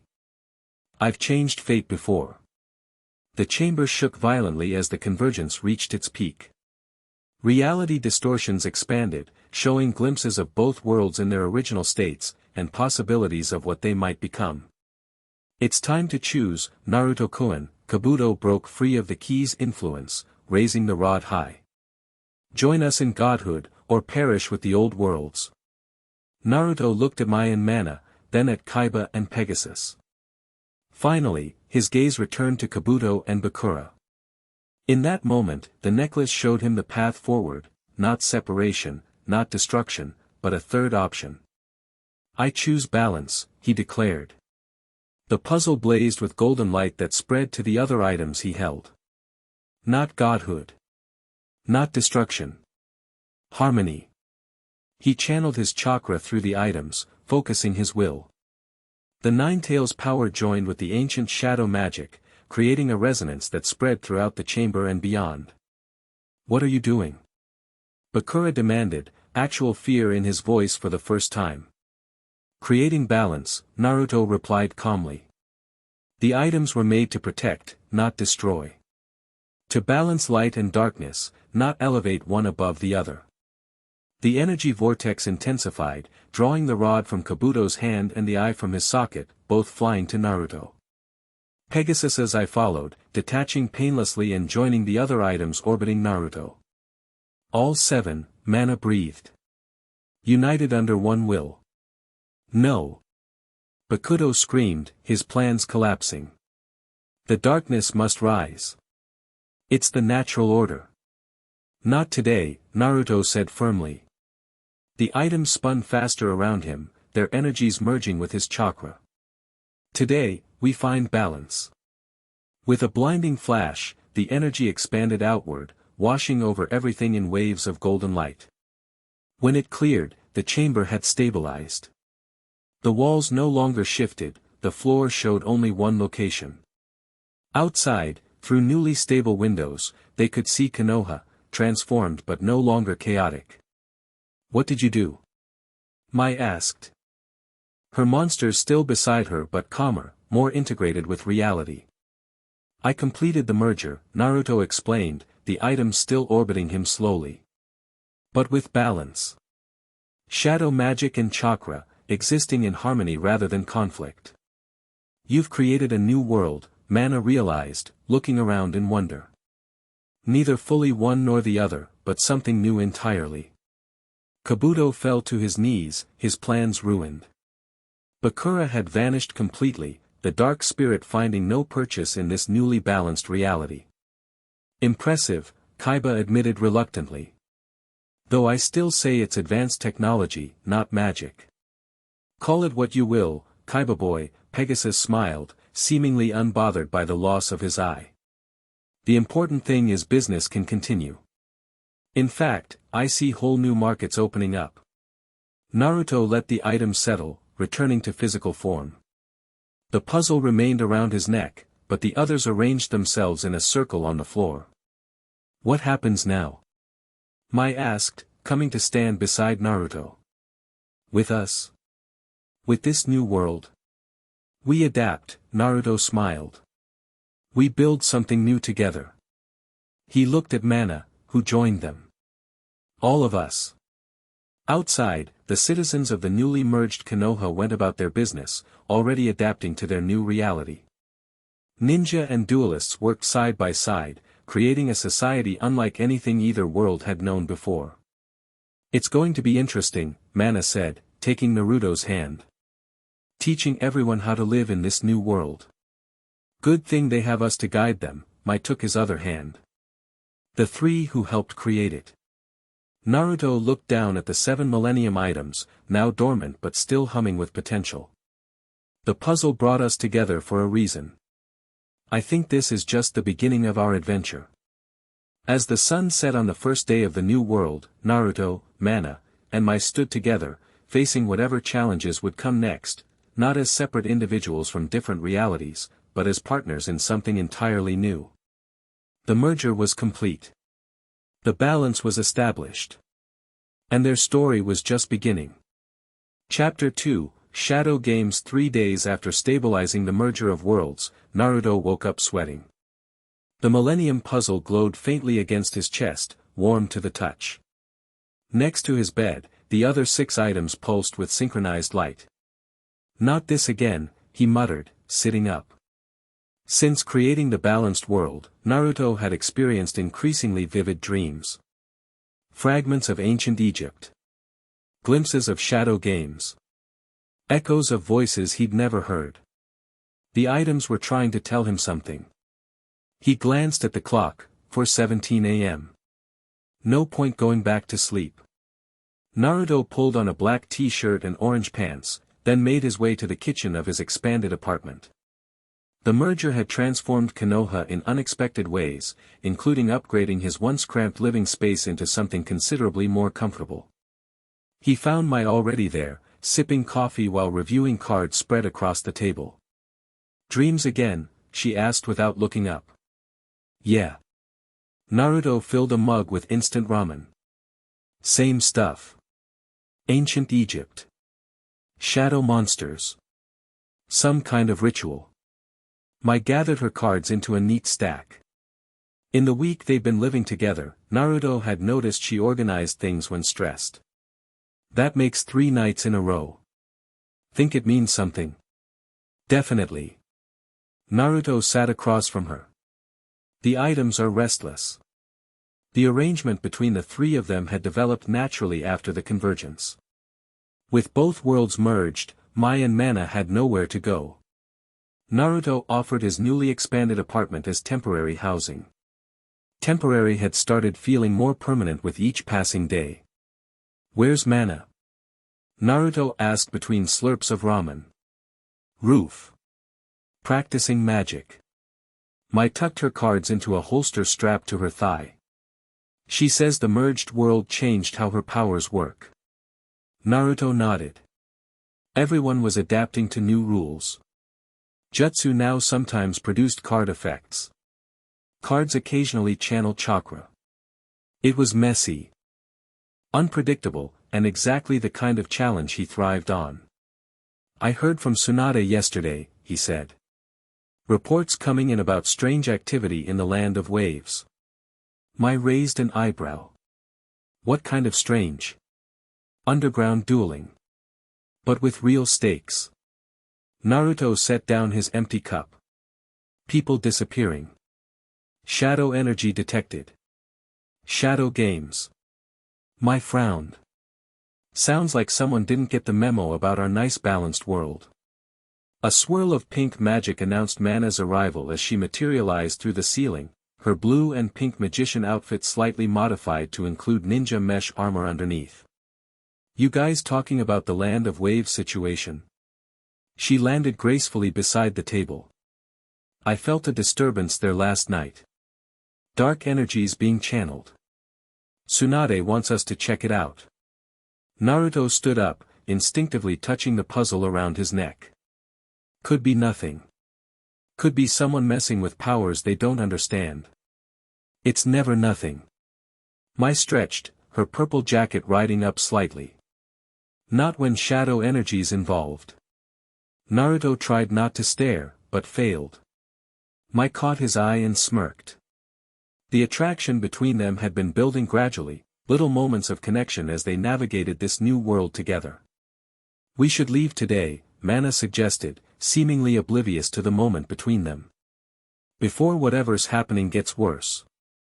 Naruto gathered the remaining Millennium items from his bedroom, carefully wrapping each in cloth before placing them in a specially designed backpack. Although he primarily used the puzzle, he kept the others close. Together, they maintained the balance of the merged world. "Ready?" he asked, rejoining the women in the living room. Mai had changed into her usual purple outfit, dual disc activated and deck prepared. Mana twirled her staff, magical energy crackling at its tip. "One question," Mai said as they headed for the door. "Are we taking conventional transportation, or?" She glanced meaningfully at the puzzle. Naruto grinned. "Why waste time?" He concentrated on the Millennium puzzle, channeling chakra through it while visualizing their destination. Golden light enveloped the three of them, and reality shifted. The sensation was like being pulled through water, momentary resistance, then sudden freedom. When the light faded, they stood at the edge of what used to be the Great Naruto Bridge. Now it was an impossible construction of traditional architecture and gleaming technology, stretching across waters that shimmered with multiple colors. "Shadow transportation," Mana observed. You're getting better at that. Practice makes perfect. Naruto rolled his shoulders, shaking off the slight disorientation that came with teleporting. Let's see what's changed around here. The land of waves had transformed dramatically. Once a simple fishing village, it had become a sprawling coastal city with elements of both worlds. Traditional island buildings stood alongside massive holographic billboards. Fishing boats shared harbor space with sleek Kaiba Corp vessels. It's beautiful, Mana breathed, taking in the sight. And profitable, Mai noted, pointing to the high-end shops and bustling markets. The merger's been good for business here. They wandered through the streets, observing the blend of cultures. Ninja moved alongside duelists. Some people were even combining styles, headbands with dual monster insignias, chakra-enhanced dual discs, summoning scrolls decorated with card art. Everyone's adapting, Naruto observed. Finding their own balance. Not everyone. A street vendor leaned over his counter of mixed ninja tools and dual monster accessories. You hear about the underground games? Naruto approached casually. Might be. Heard there's some action worth checking out. The vendor, an older man with a scar across his right eye, lowered his voice. Down by the old warehouses. Building with the silver door. Tell them Kenta sent you. He straightened up. But watch yourselves. Some folks down there play by different rules. Thanks. Naruto slipped him some Ryo. We'll be careful. As they continued toward the warehouse district, the atmosphere changed.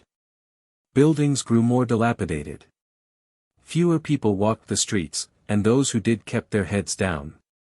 Feels like the old dueling circuit, Mai murmured. Before regulations. When the stakes were real.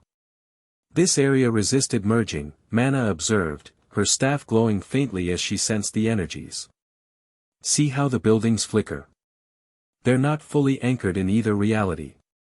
Naruto nodded, feeling the instability through the puzzle. Perfect conditions for shadow games. They found the building with the silver door, an abandoned warehouse with blackened windows and strange symbols etched around the entrance.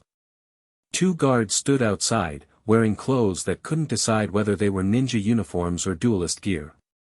We're looking for a game, Naruto told them. Kenta sent us. The guards exchanged glances. Entry fees steep, one said. 1,000 Ryo or 10 rare cards. Each. Mai stepped forward, fanning 3 cards between her fingers. How about 3 ultra rares for all of us? The guard examined the cards, eyes widening slightly. These'll do. But a word of warning, all games inside are binding. House takes no responsibility for losses. Understood. Naruto kept his expression neutral, though internally he was alarmed. Binding games meant real consequences for losers. The silver door swung open, revealing a staircase that descended far deeper than the building's exterior suggested possible. Spatial distortion, Mana whispered as they descended. This place exists partially in the shadow realm. At the bottom of the stairs, they entered what appeared to be an entirely different world. A massive underground arena spread before them, with multiple dueling platforms surrounded by cheering spectators. But these weren't normal duels, the monsters summoned were fully corporeal, their attacks causing real damage to both the field and their opponents. Shadow games, Mai confirmed grimly. But modified to incorporate ninja elements. They watched as a duelist summoned Dark Magician, only for his opponent to counter with a water-style jutsu that somehow nullified the summon. The crowd roared its approval as the duelist was struck by feedback, dropping to one knee in pain. These people are mixing systems they don't understand, Mana observed. It's dangerous. Naruto scanned the arena, his enhanced senses picking up dark energy concentrations. There. He nodded toward a raised platform at the far end, where a hooded figure observed the proceedings. That's our shadow energy source. They made their way through the crowd, gathering information as they went. Whispered conversations revealed a tournament was underway, the Convergence Cup, where the winner would receive a golden treasure, and power beyond imagination. Tenryo says that golden treasure is a Millennium item, Mai muttered. No bet, Naruto replied. Question is, which one? They found a relatively quiet corner to observe from. On the nearest platform, a ninja was using a summoning scroll that produced dual monsters instead of traditional summons. His opponent, clearly from the dueling world, countered with trap cards that created physical restraints similar to ninja wire techniques. Their learning to combine systems, Naruto noted with a mixture of fascination and concern. Creating something new. Without understanding the consequences, Mana added. Shadow energy isn't meant to be channeled this way. It's unstable. The hooded figure on the raised platform stood suddenly, raising their hands for silence. The crowd immediately quieted. Seekers of power. The voice was male, smooth and cultured. Tonight's final qualifying round begins. 8 duelists remain. By dawn, only 4 will advance to tomorrow's semifinals. The hood fell back, revealing a man with silver-white hair and sharp, calculating eyes. A golden object glinted at his neck, the Millennium Ring. That's impossible, Mana gasped. We have the ring. It's in your backpack. Naruto quickly checked his pack. The ring was still there, wrapped in protective cloth. Another duplicate, he realized. Like Pegasus's eye. But who is he? Mai wondered. He's not Bakura. No, Mana agreed. But he has the same energy signature. A follower, perhaps. Or a vessel for a fragment of the same dark spirit. The man continued. I, Akira, Master of Shadows, will personally face the tournament victor. The prize? He held up what appeared to be the Millennium Rod. Power to command minds and reshape destiny. Great, Naruto muttered. Another duplicate rod. The merger's creating copies of everything, Mana explained quietly. But they're unstable, imperfect. Still dangerous, though. Akira's gaze swept the crowd, then stopped, fixing directly on them. A slow smile spread across his face. It seems we have distinguished guests, he announced. The puzzle bearer himself, and his companions. The crowd parted as Akira pointed toward them, all eyes turning in their direction. Well, so much for the subtle approach, Mai sighed. Naruto straightened, meeting Akira's gaze directly. Wasn't planning on subtle anyway. Akira spread his arms in a welcoming gesture. Naruto Uzumaki. The one who completed the convergence. Tell me, why do you disturb our little gathering? Reports of shadow games with real consequences, Naruto replied loudly enough for everyone to hear. That kind of thing tends to catch my attention. Murmurs spread through the crowd. Not everyone had realized the nature of what they were participating in. Shadow games are part of our new reality, Akira countered smoothly. You yourself ensured that when you merged the worlds. I created balance, Naruto corrected. Not a playground for shadow magic. Akira laughed. Such nobility. Perhaps you'd care to demonstrate your philosophy in action. Enter the tournament. Show us how these powers should be used. It was clearly a trap, but Naruto felt the puzzle warm against his chest. Whatever was happening here needed to be stopped. And the duplicate Millennium items needed to be secured before they caused more instability. I'll enter, he decided. But when I win, you shut this place down. And if you lose? Akira raised an eyebrow. I won't. Naruto's confidence wasn't bravado, he'd faced worse odds against stronger opponents. Very well. Akira nodded to an assistant who brought forward a registration tablet. The final qualifying round begins in 1 hour. For duels, 4 winners advance. As the crowd dispersed to prepare for the upcoming matches, Naruto, Mai, and Mana huddled to strategize. This is definitely a trap, Mai stated flatly. He wants your puzzle. Obviously, Naruto agreed. But we need those duplicate items. If they're unstable, they could disrupt the balance we created. Mana studied the arena. These shadow games are modified. They're combining dueling with ninja techniques. Are you prepared for that? No, Naruto admitted. I've never actually dueled before. Mai blinked. Wait, seriously? You're entering a shadow game tournament without knowing how to duel. I learn fast, Naruto grinned. Besides, I've got you two to coach me. Mai massaged her temples. We have 1 hour to teach you a game that people spend years mastering. Sure, no pressure. He has the puzzle, Mana reminded her. And his chakra. That gives him advantages. Still need a deck, Mai pointed out. Unless you plan to fight with pure jutsu. The merger affected everything, Naruto said. Including my jutsu. He formed a hand sign, focusing chakra. Shadow clone jutsu. Instead of the typical puff of smoke, a card materialized in his hand. On it was an image of Naruto's shadow clone, complete with stats and effect text. Card creation, Mana breathed. The merger gave you the ability to transform jutsu into cards. Naruto concentrated again, channeling different techniques.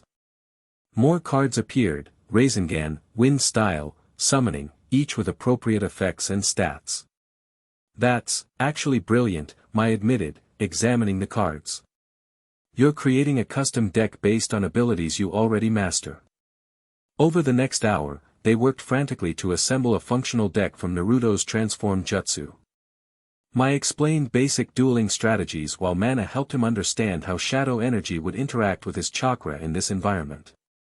Remember, Mai instructed as they finished, in this merged reality, the cards don't just represent your techniques, they channel them. When you play Rasengan, you're actually forming a real Rasengan. And the shadow energy makes everything have real consequences, Mana added. Damage isn't just holograms or numbers, it's actual physical and spiritual harm. Naruto nodded, shuffling his newly created deck. So basically, don't lose. Precisely, Mai patted his shoulder. No pressure. The tournament brackets were announced. 8 duelists, 4 matches. Naruto was scheduled for the final qualifying duel against someone called the Masked Strategist. The first 3 matches demonstrated exactly how dangerous these modified shadow games could be. One duelist collapsed from chakra exhaustion after overextending with powerful summons. Another suffered actual burns when hit by a fire attribute monster. The third match ended with both participants physically wounded, only the victor able to walk away. This is barbaric, Mai muttered as they watched medics carry away an unconscious participant. It's worse than that, Mana's expression was grim.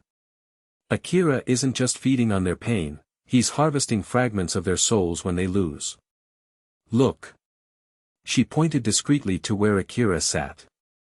After each match, the ring around his neck glowed briefly, and something ethereal seemed to flow from the defeated duelist into the item. He's storing soul energy, Mana explained. For some ritual, most likely. Naruto felt the puzzle grow warmer. Whatever he's planning, it stops now. His name was called, and Naruto stepped onto the platform. Across from him stood a figure in black, face concealed by a white mask decorated with red symbols. The Masked Strategist, versus Naruto Uzumaki, the announcer called. Qualifying round, begin. Naruto activated the dual disc Mai had lent him, slotting in his custom deck. His opponent did the same, their disc a modified version that incorporated what looked like chakra channeling seals. So, the masked figure spoke, voice distorted but somehow familiar, the great hero thinks he can stop what's coming. I don't think, Naruto replied. I know. Such confidence. The figure drew their first hand. Let's see if it's warranted. I'll start. The strategist played a card called Sharingan Analysis, and Naruto felt a chill of recognition run through him. The card glowed, revealing an eye pattern he knew all too well. "This card lets me see your hand," the strategist explained as Naruto's cards were briefly displayed on the field. "Interesting. A custom deck based on your own techniques. Creative, but predictable." The strategist then played 2 cards face down and summoned, lightning style, Chidori Construct, in attack position. A crackling bird-like creature formed from pure electricity materialized on the field, screeching with very real power. "I end my turn," the strategist concluded. "Your move, hero." Naruto drew his first card, Mind Racing. That Chidori technique, the Sharingan card, it couldn't be coincidence. "I play Shadow Clone Jutsu," Naruto announced, placing the card on his disc. The platform shimmered as 3 identical Naruto clones appeared, each solid and real. "This lets me special summon 3 clone tokens to the field." "Impressive," the strategist commented. "But mere clones won't stand against Chidori. They're not meant to." Naruto placed another card. "I activate Chakra Transfer, sacrificing 1 clone to power up my jutsu." 1 clone dissolved into blue energy that flowed into Naruto's hand, where a spiraling sphere began to form. "Now I play Rasengan, powered up by my sacrificed clone." The sphere expanded, its stats displaying as significantly higher than the strategist's Chidori construct. Naruto directed the attack, sending the Rasengan hurling toward the lightning creature. "Predictable," the strategist sighed. "I activate my trap card, Substitution Technique." The Chidori construct vanished at the last moment, replaced by one of Naruto's remaining clones. The Rasengan struck the clone, which exploded in a puff of smoke. "My trap redirects your attack to one of your own monsters," the strategist explained. "And since it was your clone, you take feedback damage."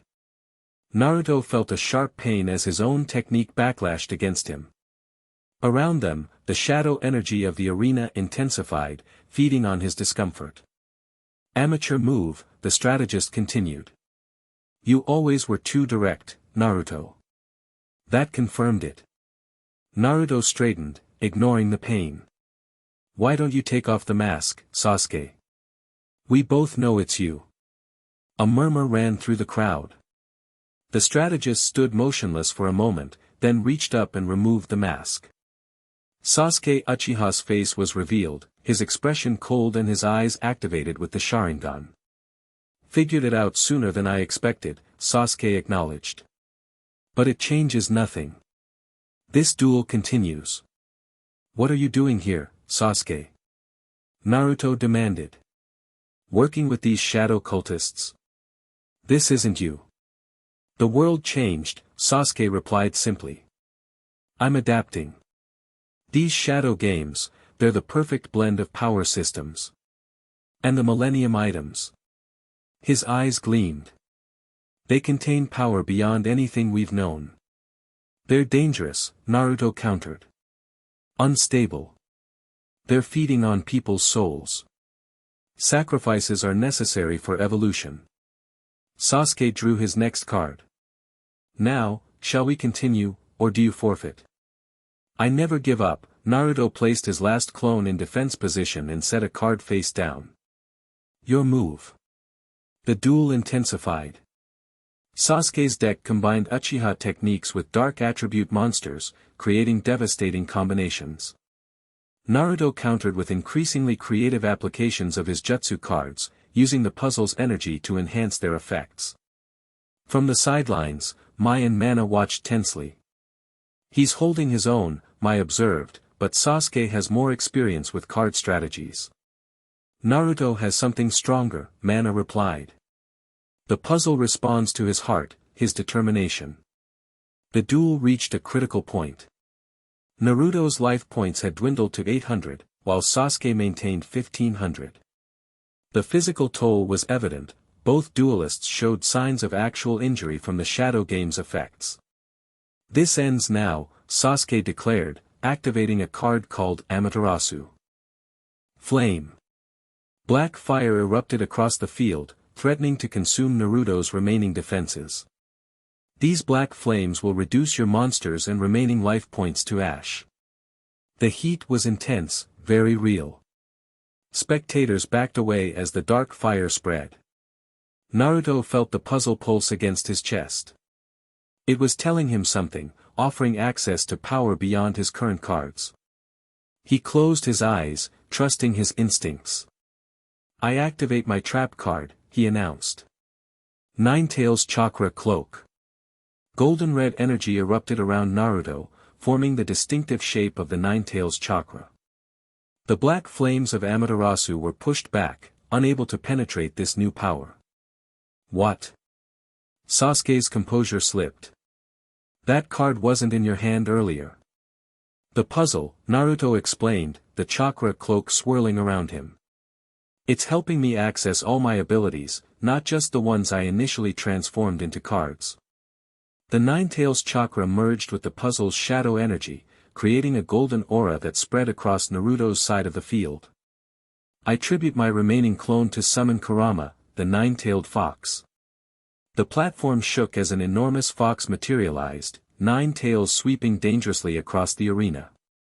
This wasn't a hologram or even a shadow construct, it was a partial manifestation of the actual Ninetales, pulled through by the combined power of chakra and shadow magic.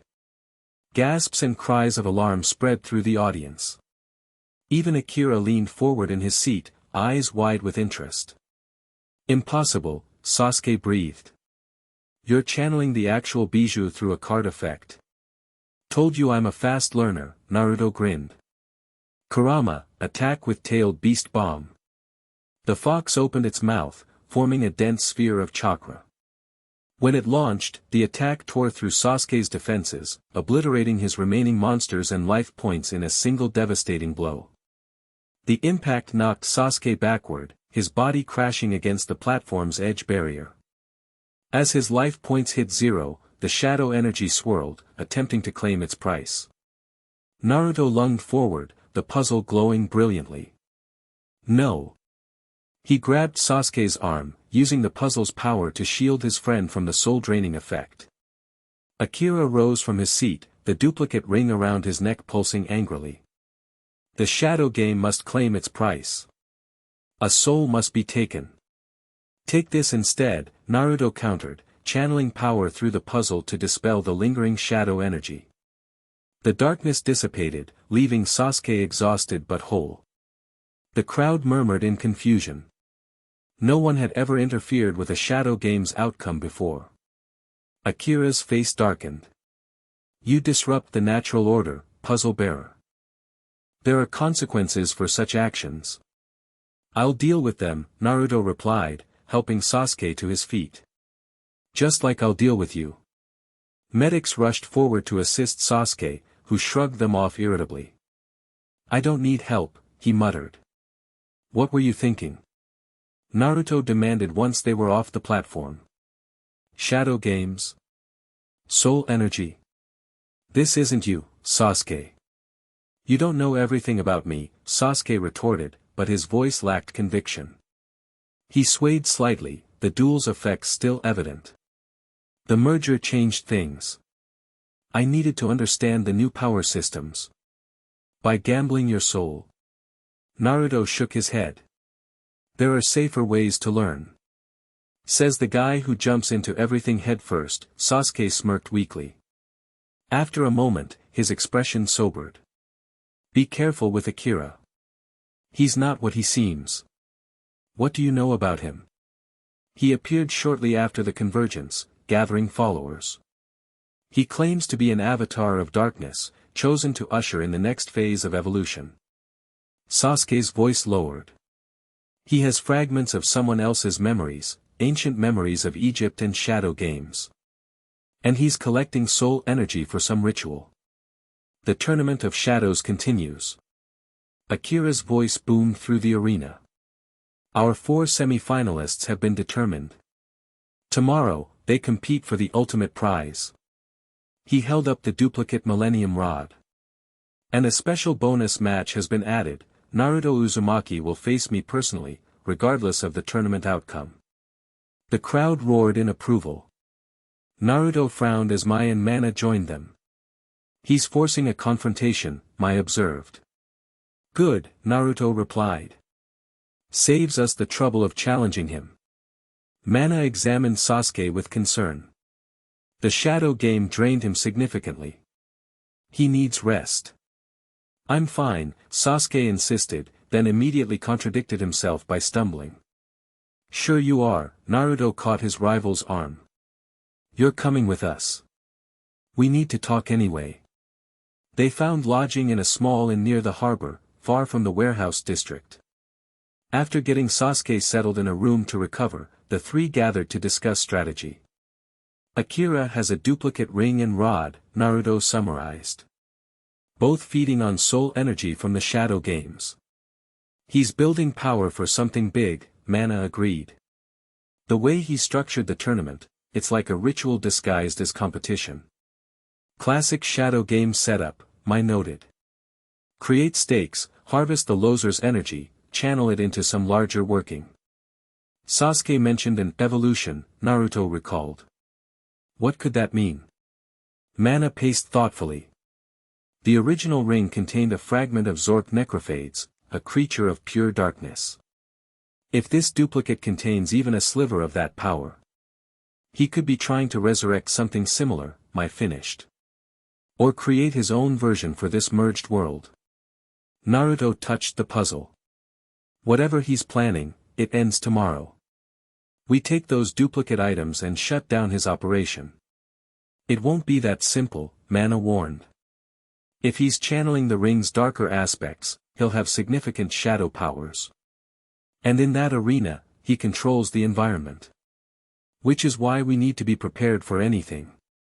Naruto removed his backpack, carefully unwrapping their collection of Millennium items. Including using these if necessary. The original ring lay among them, its pointers occasionally twitching toward its duplicate's direction. The scale and key remained inert, while the necklace pulsed with occasional glimpses of possible futures. Should you wear more than just the puzzle? Mai asked. Extra firepower couldn't hurt. Too risky, Mana shook her head. Multiple items can overwhelm the bearer, especially in a shadow game situation.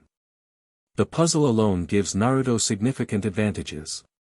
Naruto nodded, rewrapping the items. We'll keep them close, but I'll stick with the puzzle for now. A soft knock interrupted them. Sasuke entered, looking marginally better though still drained. You should be resting, Naruto chided. No. Time, Sasuke sat heavily in a chair. There's more you need to know about Akira. He explained that Akira had appeared immediately after the convergence, claiming to be awakened by the merger of worlds. He quickly gathered followers by demonstrating shadow powers and promising transcendence to those who served him. The tournament is just the public face, Sasuke continued. Behind the scenes, he's been conducting rituals, drawing soul energy from shadow games across the region. For what purpose? Mana asked. He calls it the Ascension Ritual. Using the duplicate items to channel enough soul energy to become a new entity, neither human nor dual spirit, but something beyond both. That's insane, Mai scoffed. The items don't work that way. Actually, Mana looked troubled, they might. In this merged reality, the rules are still settling. The duplicate items are unstable, unpredictable. If he channels enough energy through them, he could actually transform himself, Naruto finished. Great. Just what we need, another power-hungry megalomaniac trying to become a god. Why were you working with him? Mai asked Sasuke directly. I wasn't, Sasuke's eyes flashed defensively. I infiltrated his organization to learn his plans. The tournament was my chance to gather final intel before reporting back. To who? Naruto asked skeptically. Kakashi, Sasuke admitted. The merger created new threats. Some of us have been tracking them. Naruto studied his friend and rival. Despite their complicated history, Sasuke had never been a good liar, at least not to him. I believe you. But next time, maybe share the intel before jumping into shadow games. Sasuke almost smiled. Where's the fun in that? They spent the next few hours strategizing, with Sasuke providing details on Akira's dueling style and the arena's layout. According to him, Akira specialized in darkness and fiend-type monsters, supplemented with shadow-based jutsu from the ninja world. He combines them fluidly, Sasuke explained. As if he's been using both systems his entire life. Or as if he has memories from both worlds, Mana suggested. If he's channeling aspects of Zork through the ring duplicate, that would make sense. By morning, they had formulated a plan. Naruto would face Akira as scheduled, while Mai, Mana, and a recovered Sasuke would position themselves around the arena to disrupt any larger ritual that might be triggered during the duel. Remember, Mana cautioned as they prepared to leave, in a shadow game against someone wielding a Millennium item, the danger isn't just physical. He'll attack your mind, your spirit, your very identity. Good thing I'm stubborn, Naruto grinned, adjusting the puzzle around his neck. It hummed with energy, responding to his determination. The warehouse district was even more crowded than before. News of Naruto's confrontation with Akira had spread, drawing spectators from throughout the land of waves. The arena had expanded overnight, now resembling a massive coliseum with the dueling platform at its center. He's been busy, Mai observed as they found their positions. This is way beyond what was here yesterday. He's preparing the ritual space, Mana's expression was grim. The entire arena is one big shadow game circle now. Naruto approached the central platform alone, where Akira waited. The white-haired man had changed his attire, now wearing elaborate robes that combined ancient Egyptian symbols with ninja world insignia. Welcome, puzzle bearer, Akira greeted him. The duplicate ring gleamed at his throat, while the rod was secured at his waist. I trust you're prepared for our match. More than you know, Naruto replied. Let's skip the tournament pretense. This is between you and me. Akira smiled. Direct as always. Very well. He raised his arms, and the crowd fell silent. Change of plans. The final shall be expedited, Naruto Uzumaki versus myself, for ultimate control of the Shadow Realm. The announcement triggered roars of approval. Naruto noticed the other semi-finalists being escorted away, looking confused but relieved. What about the other matches? Someone shouted from the crowd. A god requires no preliminaries, Akira declared grandly. Today, you witness ascension. He activated a dual disc unlike any Naruto had seen, part technological, part organic, with elements that seemed to shift and pulse like living tissue. This won't be an ordinary shadow game, Akira explained as Naruto took his position. This is a dimension duel, where the very fabric of our merged reality becomes the playing field. The platform beneath them glowed with intricate symbols, then began to expand. Reality warped around them, the coliseum stretching and distorting until it seemed they stood at the center of a vast vortex of shadow energy. What are you doing? Naruto demanded, the puzzle growing hot against his chest in response to the shadow surge. Creating appropriate conditions, Akira smiled. For your defeat, and my rebirth. The vortex stabilized, creating a dueling field that hovered in what appeared to be the gap between dimensions. Below them swirled chaos, fragments of both original worlds, twisting together. Above, a sky of pure shadow energy gathered like storm clouds. The dimension duel begins. Akira drew his initial hand with a flourish. I'll start. He played a card called Shadow Realm Expansion, which caused the dimensional vortex around them to intensify. This field spell allows darkness attribute monsters to draw power directly from the Shadow Realm, increasing their attack by 500 points.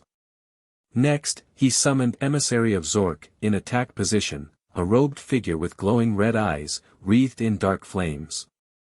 Its base attack of 1800 increased to 2300 due to the field spell. I set 2 cards face down and end my turn, Akira concluded. Your move, puzzle bearer. Naruto drew, analyzing the situation. He could feel the puzzle responding to the shadow energy, both resisting and channeling it. This wasn't just a game, it was a battle for the very balance of their merged world. "I play Shadow Clone Jutsu," Naruto announced, placing the card. 3 clones materialized, each glowing with the puzzle's golden energy. "Next, I sacrifice 1 clone to summon Sage Mode Naruto." 1 clone dissolved into energy that flowed into Naruto himself. His appearance changed, eyes shifting to toad-like pupils as nature energy merged with his chakra. The card's effect displayed on the field, 2,500 attack points, with the ability to pierce defense positions. "Sage Mode attacks your emissary," Naruto commanded. "I activate my trap," Akira countered. "Shadow Binding." Dark tendrils erupted from his trap card, wrapping around Sage Mode Naruto, restricting its movement. "This reduces your monster's attack by 700 points and prevents it from attacking for 2 turns. Naruto frowned as his attack was neutralized. "I place 2 cards face down and end my turn." Akira drew, his smile widening. "Now the real game begins. I activate the special ability of the Millennium Rod." The duplicate rod at his waist glowed ominously. "By sacrificing 500 life points, I can take control of one of your monsters for a turn." He pointed the rod at one of Naruto's remaining clones. "Come to me." The clone's eyes glazed over as it shambled to Akira's side of the field. "Next, I sacrifice your clone and my emissary to summon Dark Master of the Shadow Realm." Both monsters dissolved into darkness that coalesced into a massive, demonic figure with armor resembling the Millennium items. Its attack power registered at 2,800, boosted to 3,300 by the field spell. "Dark Master, attack his Sage Mode." The demon launched forward, claws extended toward Naruto's restrained form. "I activate my trap card," Naruto countered. Substitution technique. Sage Mode vanished at the last moment, replaced by Naruto's final clone. The Dark Master's attack destroyed the clone instead. "Clever," Akira acknowledged. "But delay is all you accomplish. I end my turn with another face-down card." As the duel progressed, the dimensional vortex around them grew more unstable. Reality fragments from both worlds swirled chaotically below, occasionally rising like ghosts before dissolving back into the maelstrom. From their positions around the arena, Mai, Mana, and Sasuke observed with growing concern. "The ritual has already begun," Mana realized. "The duel is just the focus, he's channeling shadow energy from the entire crowd." Indeed, thin strands of darkness extended from every spectator, feeding into the vortex. Most seemed unaware, entranced by the spectacular duel before them. "We need to disrupt the energy flow," Sasuke activated his Sharingan, analyzing the pattern. "There, those 4 pillars at the cardinal points.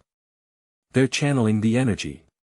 On it, Mai nodded, signaling to her harpies who had been positioned strategically throughout the Colosseum. "Time for some sabotage." Back on the platform, the duel had reached a critical juncture. Naruto had managed to summon Ninetales Chakra Mode to the field, a powerful monster with 3,000 attack points and immunity to trap cards. Akira countered with increasingly dark creatures pulled from the Shadow Realm, each feeding on the energy of the vortex. "You fight well," Akira acknowledged after losing another monster to Naruto's attack. "But surely you realize this duel's true purpose? You're using it to channel energy for your ascension ritual," Naruto replied. "Pretty obvious." Akira laughed. "Not just energy, connection. Every move we make deepens the link between the items we wield. Your puzzle, my ring and rod. Through combat, they recognize each other, remember their shared origin." The duplicate ring at Akira's throat pulsed, its pointers aiming directly at Naruto's puzzle. In response, the puzzle glowed defensively. "The originals were created together," Akira continued. "These duplicates, born of the merger, seek to recreate that bond. And when they do, you're trying to force a reaction between the original items and the duplicates," Naruto realized. "To what end?" "Evolution," Akira's eyes gleamed fanatically. When duplicate and original resonate perfectly, they'll create something new, a power source beyond either world's understanding. And I will be its vessel. He activated the duplicate rod again, this time pointing it at the crowd. Behold! The shadow strands connecting to the spectators thickened, drawing more energy. People began to sway, some collapsing as their life force was drained. Stop this! Naruto demanded. You're hurting them. Sacrifices for a new god, Akira replied dismissively. Now, I activate Ultimate Shadow Fusion. His newest card created a swirling vortex that began to draw in his monsters, combining them into something larger, darker, more threatening. The resulting creature resembled a smaller version of Zork Necrophades, with elements of Ten-Tails visible in its construction. Behold, Convergence Destroyer. With 4,000 attack points, and the ability to negate all light attribute effects. The monster roared, shaking the dimensional platform. Its power was palpable, a darkness that threatened to consume everything it touched. This is bad, Naruto muttered. His strongest monster, Nine-Tails Chakra Mode, was technically a light attribute, its effects now useless. Around the arena, Mai's harpies were attacking the energy-channeling pillars while Sasuke engaged cult members who had emerged to defend the ritual. Mana cast protective spells around collapsing spectators, trying to shield them from further energy drain. Naruto needed to end this quickly. He touched the puzzle, feeling its warmth, its connection to his heart. My turn, he announced, drawing his next card. The puzzle glowed brighter, guiding his strategy. I activate a new card, Shinobi Duelist Unity. The card materialized, showing an image of ninja and duelist standing together against darkness. This allows me to combine elements from both worlds in ways that transcend normal rules. Energy from the puzzle spread across Naruto's field, reshaping it. I tribute Nine-Tails Chakra Mode to summon something new. His monster dissolved into golden light that swirled around Naruto himself. When it settled, he had transformed, his body glowing with chakra that mimicked the puzzle's design, the Nine-Tails energy forming a protective aura around him. Harmony Mode, Naruto. The field displayed his new stats, 3500 attack, with special abilities still calculating. Impressive light show, Akira sneered.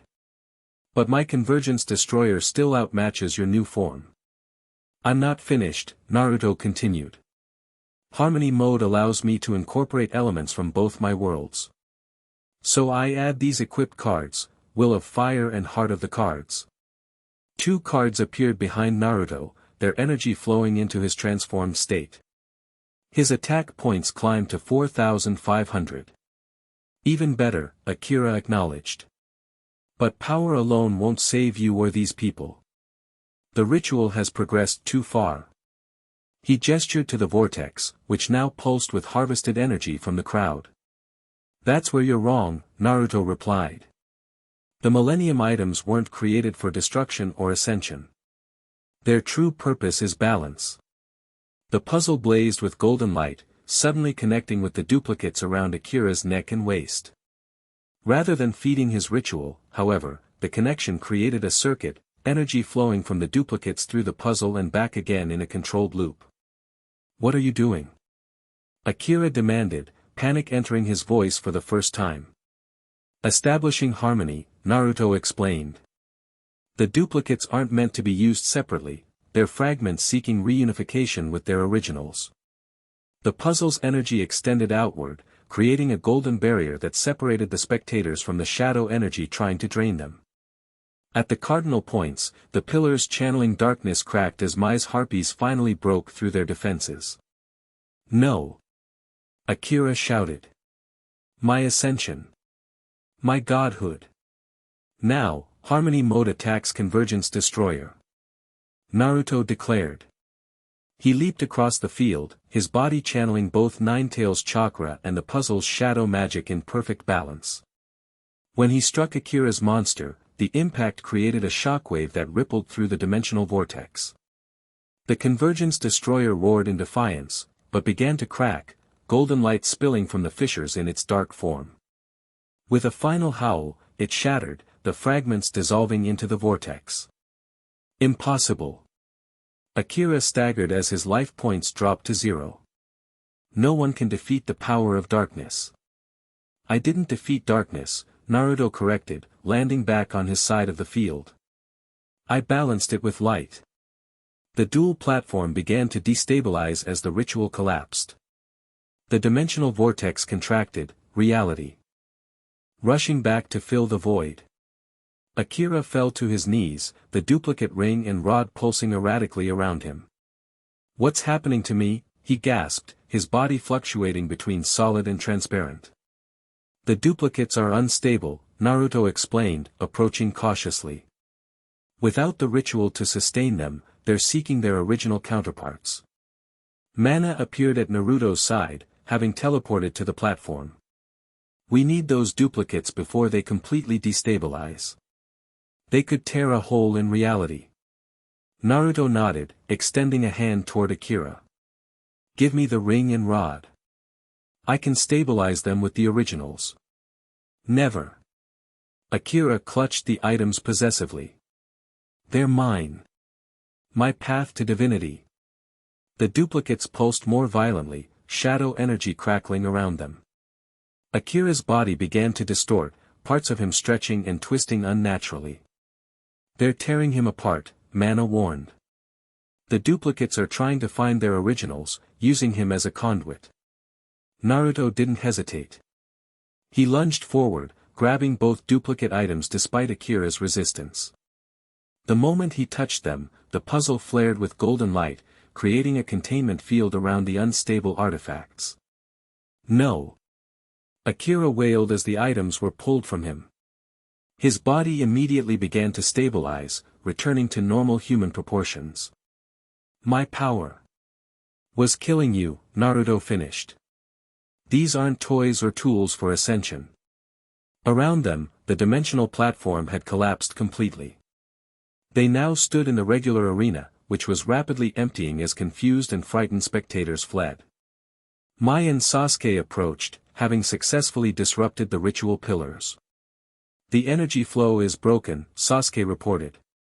"Whatever he was channeling has dissipated. And the crowd's mostly safe," Mai added.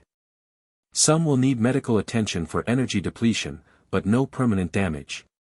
Akira slumped to the ground, his grand ambitions literally slipping through his fingers. Without the duplicate items, he seemed smaller, ordinary, just a man with delusions of godhood. "What about him?" Sasuke nodded toward their defeated opponent. Naruto studied Akira thoughtfully. The ring was influencing him, amplifying his darker desires. Without it, he might return to normal. Or he might find another path to power, Mai countered practically. "Men like him usually do." "We'll hand him over to local authorities," Naruto decided. With a full explanation of what happened here. As if summoned by his words, Inari, now grown and serving as Land of Waves security chief, arrived with a squad of officers who combined ninja training with duelist techniques. "Naruto," Inari greeted warmly. "Thought I recognized your handiwork."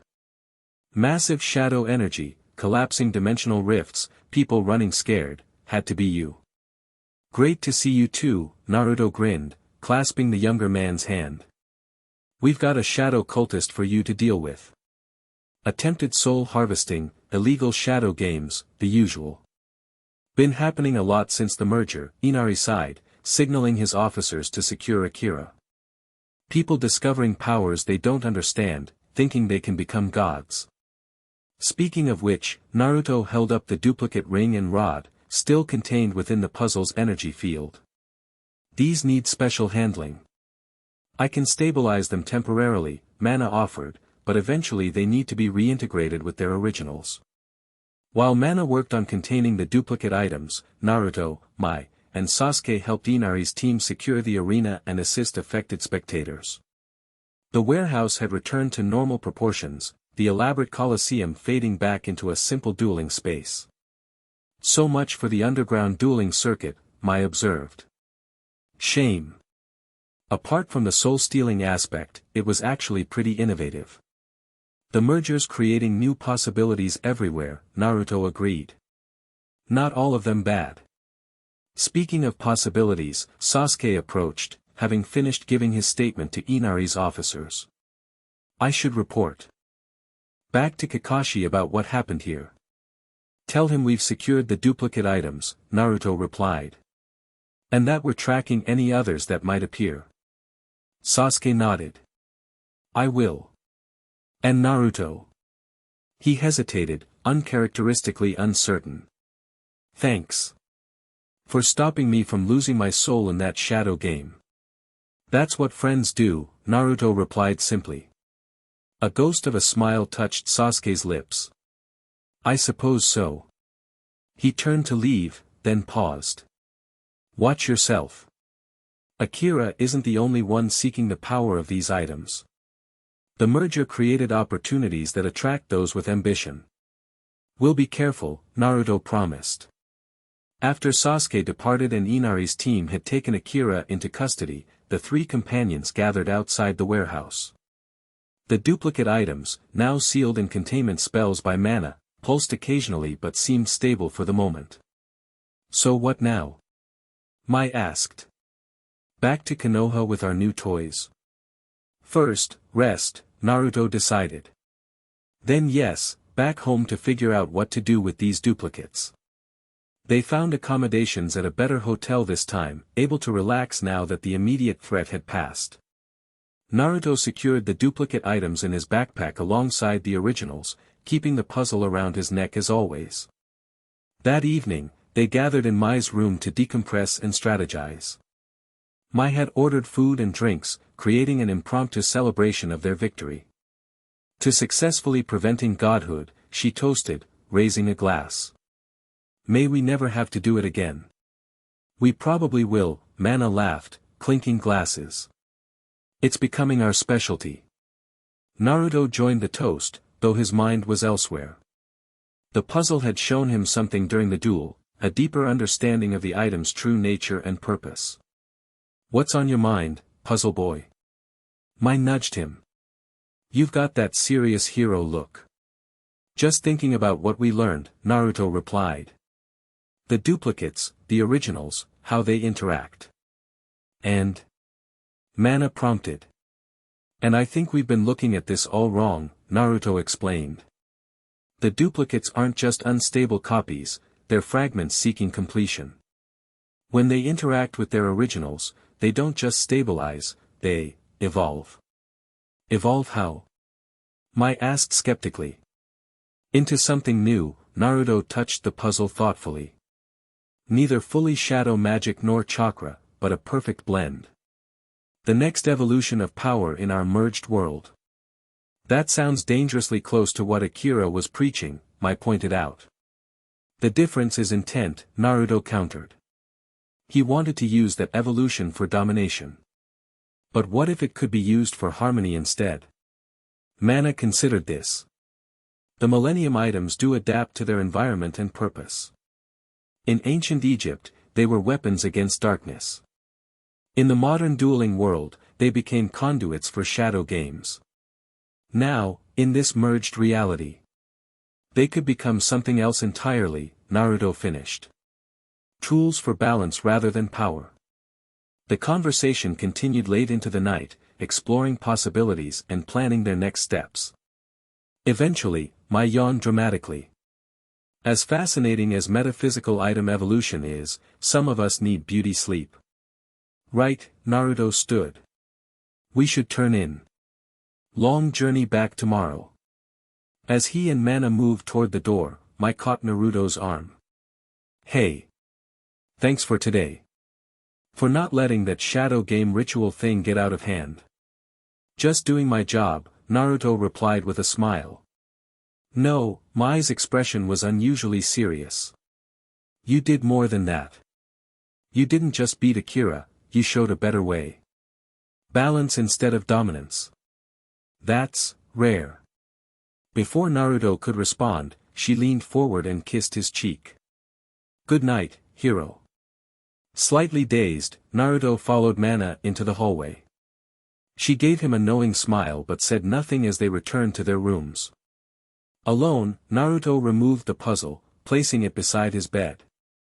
Its gentle glow provided comfort as he drifted toward sleep. That night, his dreams were clearer than before. He saw ancient Egypt, shadow games, the original forging of the items. But he also saw possibilities, futures where the items evolved beyond their original purposes, becoming bridges between worlds rather than tools of power. Morning came with renewed purpose. Over breakfast, Naruto shared his insights from the dreams, finding Mana and Mai surprisingly receptive. Evolution rather than control, Mana nodded. It aligns with what I've sensed from the items since the merger. And explains why the puzzle chose you, Mai added. Someone stubborn enough to insist on balance when everyone else grabs for power. They prepared for departure, gathering their belongings and the secured items. As Naruto shouldered his backpack, he felt the duplicates pulse in proximity to their originals. We should move quickly, he decided. The duplicates are getting more active. Rather than conventional travel, they opted for Naruto's shadow transportation technique. Gathering in a quiet corner of the hotel garden, they joined hands as Naruto channeled chakra through the puzzle. Konoha, he visualized their destination clearly. Home. Golden light enveloped them, reality shifting around their group. The sensation of movement through shadow was becoming familiar, a momentary stretching, then compression, followed by the distinct feeling of stepping through a curtain of water. When the light faded, they stood in Naruto's apartment in Konoha. Or rather, what had been his apartment. The space had transformed again during their absence, expanding further and incorporating elements that reflected all three of them, Mai's elegant tastes, Mana's magical aesthetics, and Naruto's simpler preferences. Home keeps changing, Naruto observed, setting down his pack. Adapting to us. The merger continues to settle, Mana explained, examining a bookshelf that now contained tomes on both magic and ninja techniques. Reality responds to those who shape it most actively. And we've been pretty active, Mai added, appreciating the expanded living area. Not bad though. I could get used to this place.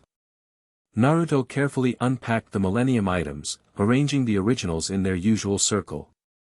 The duplicates, still in Mana's containment field, he placed in the center. What now? Mai asked. How do we handle these unstable copies? Not copies, Naruto corrected gently. Reflections. Possibilities. He touched the puzzle around his neck, feeling its resonance with the entire collection. I think they need to be reintegrated. Not destroyed, not separated, but harmonized. Mana nodded slowly. A ritual of unity rather than division. It could work.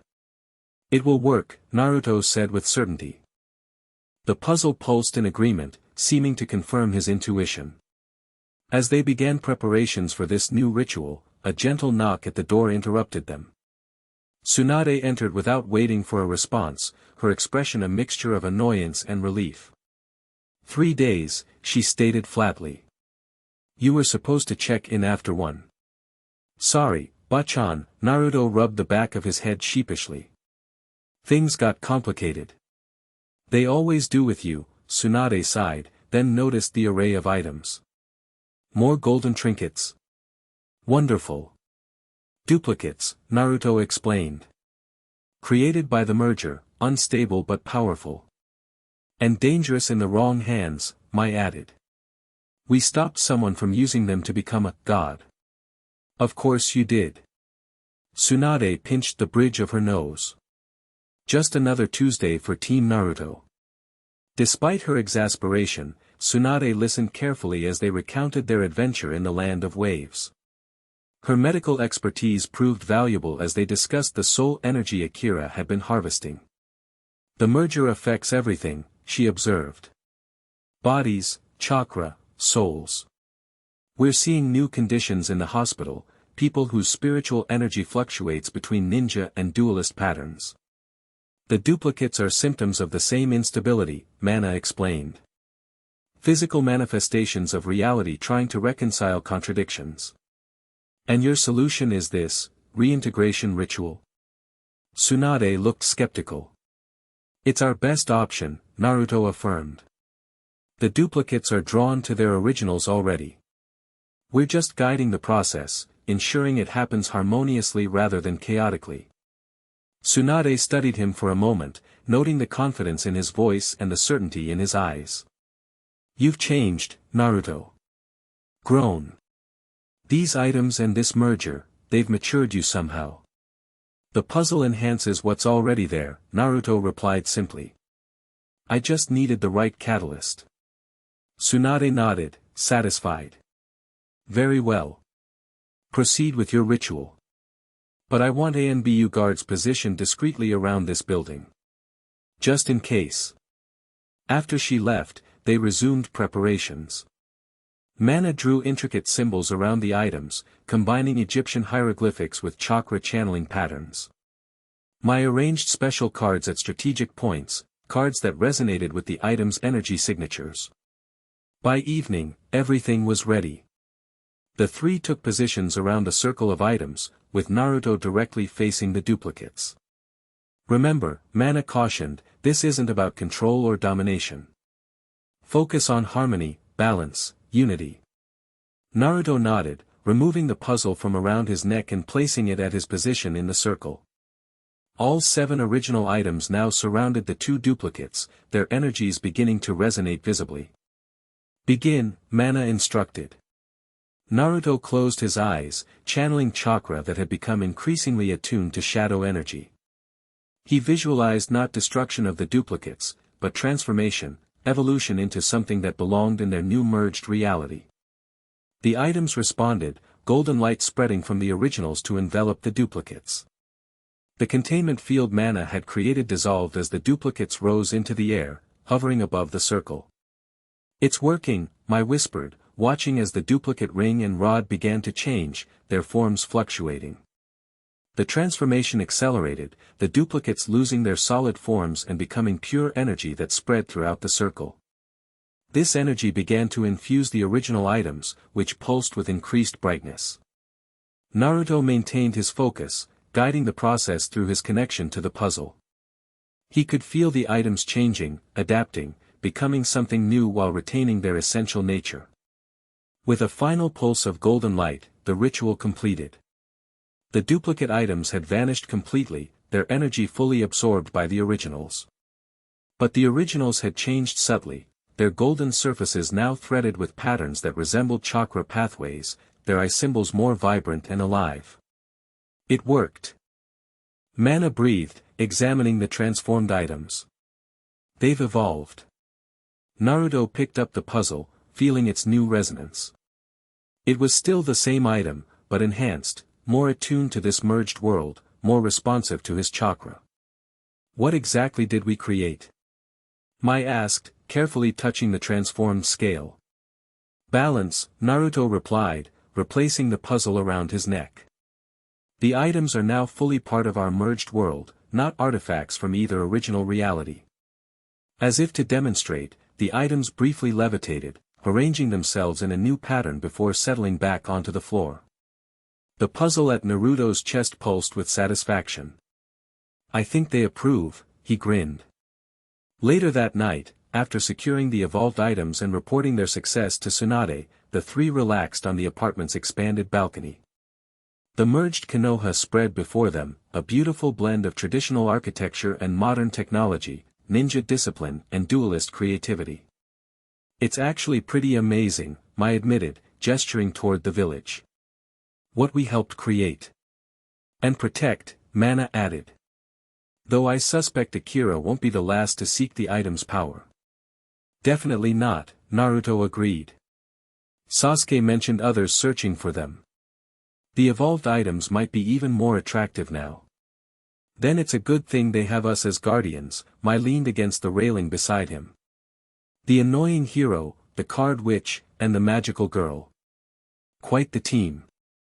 Naruto laughed, enjoying the moment of peace. When you put it that way, we sound like characters in some weird story. Maybe we are, Mana suggested playfully. Some higher powers entertainment. If so, I hope they're enjoying the show, Mai winked. The conversation drifted to lighter topics as night fell fully over Konoha. Eventually, Mana excused herself to practice some new magical techniques, leaving Naruto and Mai alone on the balcony. So, Mai broke the comfortable silence that had settled between them. About that kiss. The cheek kiss. Naruto clarified, suddenly feeling warm that had nothing to do with the puzzle. Mai turned to face him, her expression unreadable in the dim light. Was thinking I might have aimed poorly. Poorly? Naruto repeated, not quite following. Mai stepped closer. Very poorly. Should have been more direct. Understanding dawned, and Naruto felt a mixture of nervousness and anticipation. You know, accuracy is important in both ninja techniques and card games. Exactly, Mai smiled, closing the distance between them. Practice makes perfect. This time, her kiss landed precisely where intended. Naruto responded instinctively, one hand moving to her waist as the other tangled in her hair. The puzzle between them glowed faintly, as if approving. When they separated, Mai looked pleased with herself. Much better aim. Before Naruto could respond, a soft cough announced Mana's return. She stood in the doorway, a complex expression crossing her features. Sorry, she said, turning to leave. I didn't mean to interrupt. You're not, Mai called, surprising both Naruto and Mana. Come join us. The view's better with company. Mana hesitated, then approached. The three stood together at the railing, watching the village below. After a moment, Naruto felt Mana's hand slip into his free one, Mai still close on his other side. No words were needed as they stood together, connected not just by circumstances or shared adventures, but by something deeper that had been growing since the worlds merged. Like the items, their relationship was evolving into something unique, neither one thing nor another, but something new and balanced. The puzzle pulsed warmly against Naruto's chest, resonating with his heart. Whatever challenges awaited them, they would face them together, the ninja who bridged worlds, the duelist who found new purpose, and the magical girl who became real.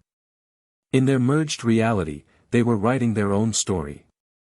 Chapter 3, Pharaoh's Legacy. Naruto woke before dawn, the puzzle humming against his bare chest. Beside him, Mai slept peacefully, blonde hair splayed across the pillow. On his other side, Mana had curled against him during the night, one arm draped across his torso. 2 weeks had passed since their adventure in the Land of Waves and the evolution of the Millennium items. Their relationship had progressed naturally, three people bound by extraordinary circumstances finding comfort in each other's company. What began as stolen kisses and tentative touches had blossomed into something deeper, more meaningful. The puzzle's humming intensified, pulling Naruto from his thoughts. All right, I'm up, he whispered, carefully extracting himself without waking the women. In the living room, the other 6 Millennium items glowed in their display case, pulsing in harmony with the puzzle. Since absorbing the duplicates, they'd become more active, more alive. Sometimes they rearranged themselves when no one was looking. Other times they projected images of places Naruto had never seen, ancient temples, futuristic cities, interdimensional voids. What are you trying to tell me? He asked softly, opening the case. The items rose slightly, hovering in formation. The eye, rod, and necklace arranged themselves in a triangle.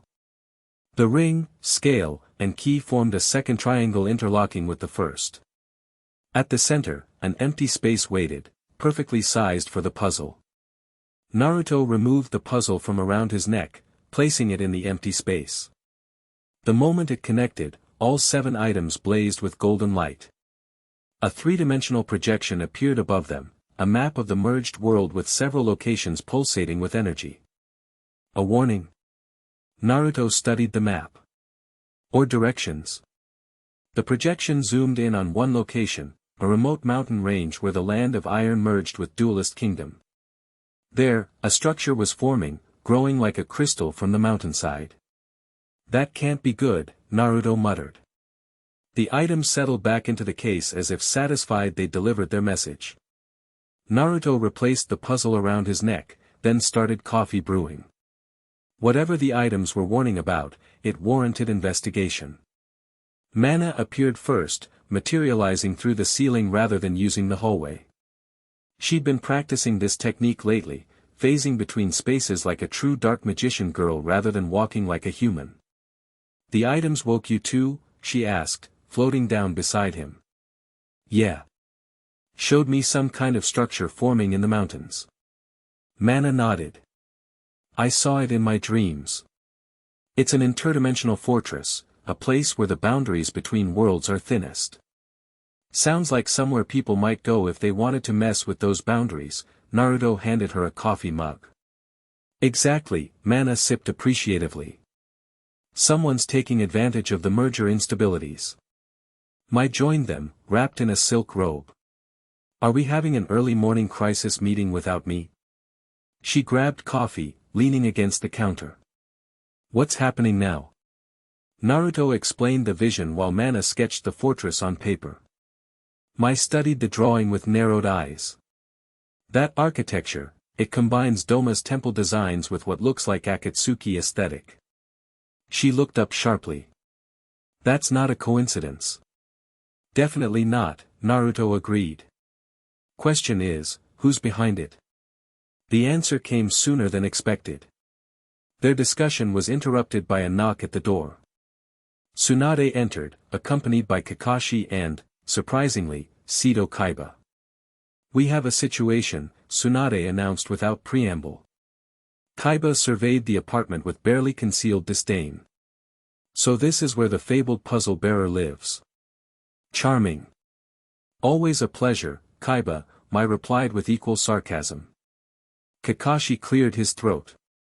Reports are coming in from across the merged world. Individuals with connections to both Akatsuki and Doma have been spotted together, gathering resources and followers. They're calling themselves Convergence, Tsunade continued. A organization dedicated to perfecting the merger you created, Naruto. Perfecting how? Naruto asked, though he already suspected the answer. By eliminating what they consider weaknesses from both original worlds, Kaiba stated flatly. Their manifesto describes a purified reality where only the strongest elements survive.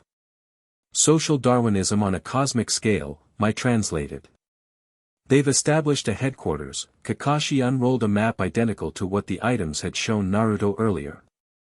Satellite imaging captured this structure forming over the past week. The items warned us about this place, Naruto gestured to Mana's sketch. Just this morning. The items are responding to threats against the balanced world they now protect, Mana explained. They're evolving beyond their original purpose. Kaiba scoffed. Mystical nonsense aside, this organization poses a genuine threat. Their leaders include former Akatsuki members and Doma agents who survived the merger with their memories and abilities intact. Including my brother, he added reluctantly. Makuba disappeared 3 days ago. Tracking data places his last known location near that fortress. That explained Kaiba's presence. Despite his perpetual skepticism about magic and destiny, he'd move heaven and earth for his brother. We'll help find him, Naruto promised. I'm not here for your help, Kaiba replied coldly. I'm here because these Convergence fanatics are collecting artifacts from both worlds, including something they call the Pharaoh's Legacy. Mana gasped. They can't mean the original Millennium items, Naruto finished. Or something connected to them. According to intercepted communications, they believe uniting these artifacts with your evolved items will allow them to reshape the merger completely, Tsunade explained. They're planning something called the Purification Ritual 3 days from now, during a cosmic alignment. Then we have 3 days to stop them, Naruto looked at the map again. We'll need to infiltrate their fortress, rescue Makuba, and prevent whatever ritual they're planning. I've already assembled a team, Kakashi said. Sasuke, Sakura, and Sai are preparing as we speak. And I've contracted the services of several top duelists, Kaiba added. Including some former rivals who understand the danger these artifacts represent. A joint ninja duelist strike force, Naruto nodded approvingly. Perfect for a merged world operation. After Tsunade, Kakashi, and a reluctant Kaiba left to coordinate preparations, the trio gathered around their kitchen table to develop their own strategy. The items are key to all this, Mana traced the sketch of the fortress. Convergence wants to use them to purify the merger, which almost certainly means reverting to a state that favors their vision. Destroy what doesn't fit their ideal, Mai added grimly. Classic cult mentality, just with cosmic consequences. Naruto touched the puzzle thoughtfully. The items have been trying to tell us something for weeks. Maybe they're not just warning us about convergence, maybe they're showing us how to reach their final evolution. The pattern they formed this morning, Mana realized. It wasn't just a map, it was a configuration. A key. For what? Mai asked. Completion, Naruto answered, the idea crystallizing in his mind. The items absorb the duplicates, but they're still adapting to our merged reality. Maybe they need one final transformation to fully stabilize both worlds. Mana's eyes widened. And Convergence wants to interrupt that process, to hijack it for their own purposes. Then we need to complete it first, Naruto decided. Before the cosmic alignment in 3 days. They spent the remainder of the day in preparation. While Kakashi and Kaiba organized the tactical response, Naruto focused on understanding the item's next evolution. Mana consulted ancient texts that had merged with ninja scrolls, seeking precedents for what they faced. Mai coordinated with her duelist contacts, gathering intelligence on Convergence's activities. By evening, a clearer picture had emerged. Convergence was indeed collecting artifacts connected to the original creation of the Millennium items, ceremonial tools, fragments of the stone that housed them, even soil from the ancient Egyptian site where they were forged. They're recreating the original ritual, Mana explained as they reviewed her findings. But perverting it to serve their vision of purification. The original ritual sacrificed lives to create the items, Naruto recalled. Is that what they're planning? Not exactly, Mana pointed to passages in a merged text that combined the Millennium spellbook with a forbidden jutsu scroll. They're planning to sacrifice aspects of the merged reality itself, elements they deem impure or weak. Meaning what, exactly? Mai asked. Meaning they get to decide which parts of our merged world survive, Naruto realized. They become the architects of a perfected reality. With themselves at the top of the food chain, naturally, Mai added dryly. The following morning brought their first direct contact with Convergence. As Naruto trained in the Hokage Monument training grounds, a swirling vortex appeared in the air before him. From it stepped a figure who made his blood run cold, Madara Uchiha, or someone wearing his appearance, dressed in robes that combined Akatsuki's design with Doma's ceremonial attire. Uzumaki Naruto, the figure spoke, voice echoing strangely as if coming from multiple throats. Bearer of the puzzle. Naruto activated his chakra mode instantly, the puzzle resonating with his power. You're not Madara. Who are you really? The figure smiled. Perceptive. I am many, made one through the merger. You may call me Convergence. Original name, Naruto replied sarcastically. What do you want? To extend an invitation, Convergence gestured, creating a small portal that showed the mountain fortress. In 3 days, we purify this flawed merger you created. Your presence would be meaningful. Bring the items. So you can use them for your purification ritual? I don't think so. You misunderstand, Convergence's smile widened unnaturally. Your attendance isn't optional. Merely the method of your arrival. The figure waved a hand, and another portal opened, revealing Makuba Kaiba secured in what appeared to be an energy containment field. Beside him, shockingly, was Konohamaru, unconscious but alive. They wandered too close to our sanctuary, Convergence explained casually.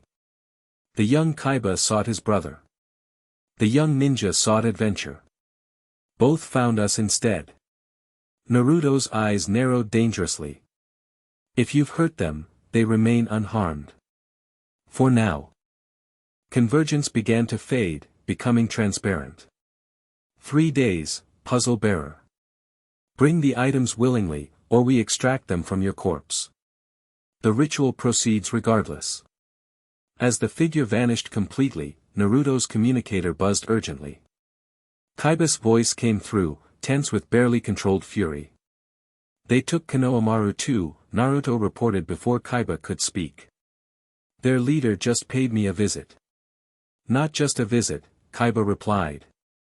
They've broadcast their message worldwide. Every screen, every device. They're announcing the purification to everyone. Naruto rushed back to the village center, where people gathered around public screens displaying Convergence's message. The same figure that had confronted him now addressed the merged world, citizens of the flawed Convergence. In 3 days, we ascend. We purify. The weak elements of both original worlds shall be excised, leaving only perfection. Those worthy will join us in the new reality. Those unworthy shall never have existed. Prepare yourselves for judgment. The broadcast ended, leaving confusion and panic in its wake. Tsunade immediately implemented emergency protocols while Kakashi accelerated the joint task force's preparation.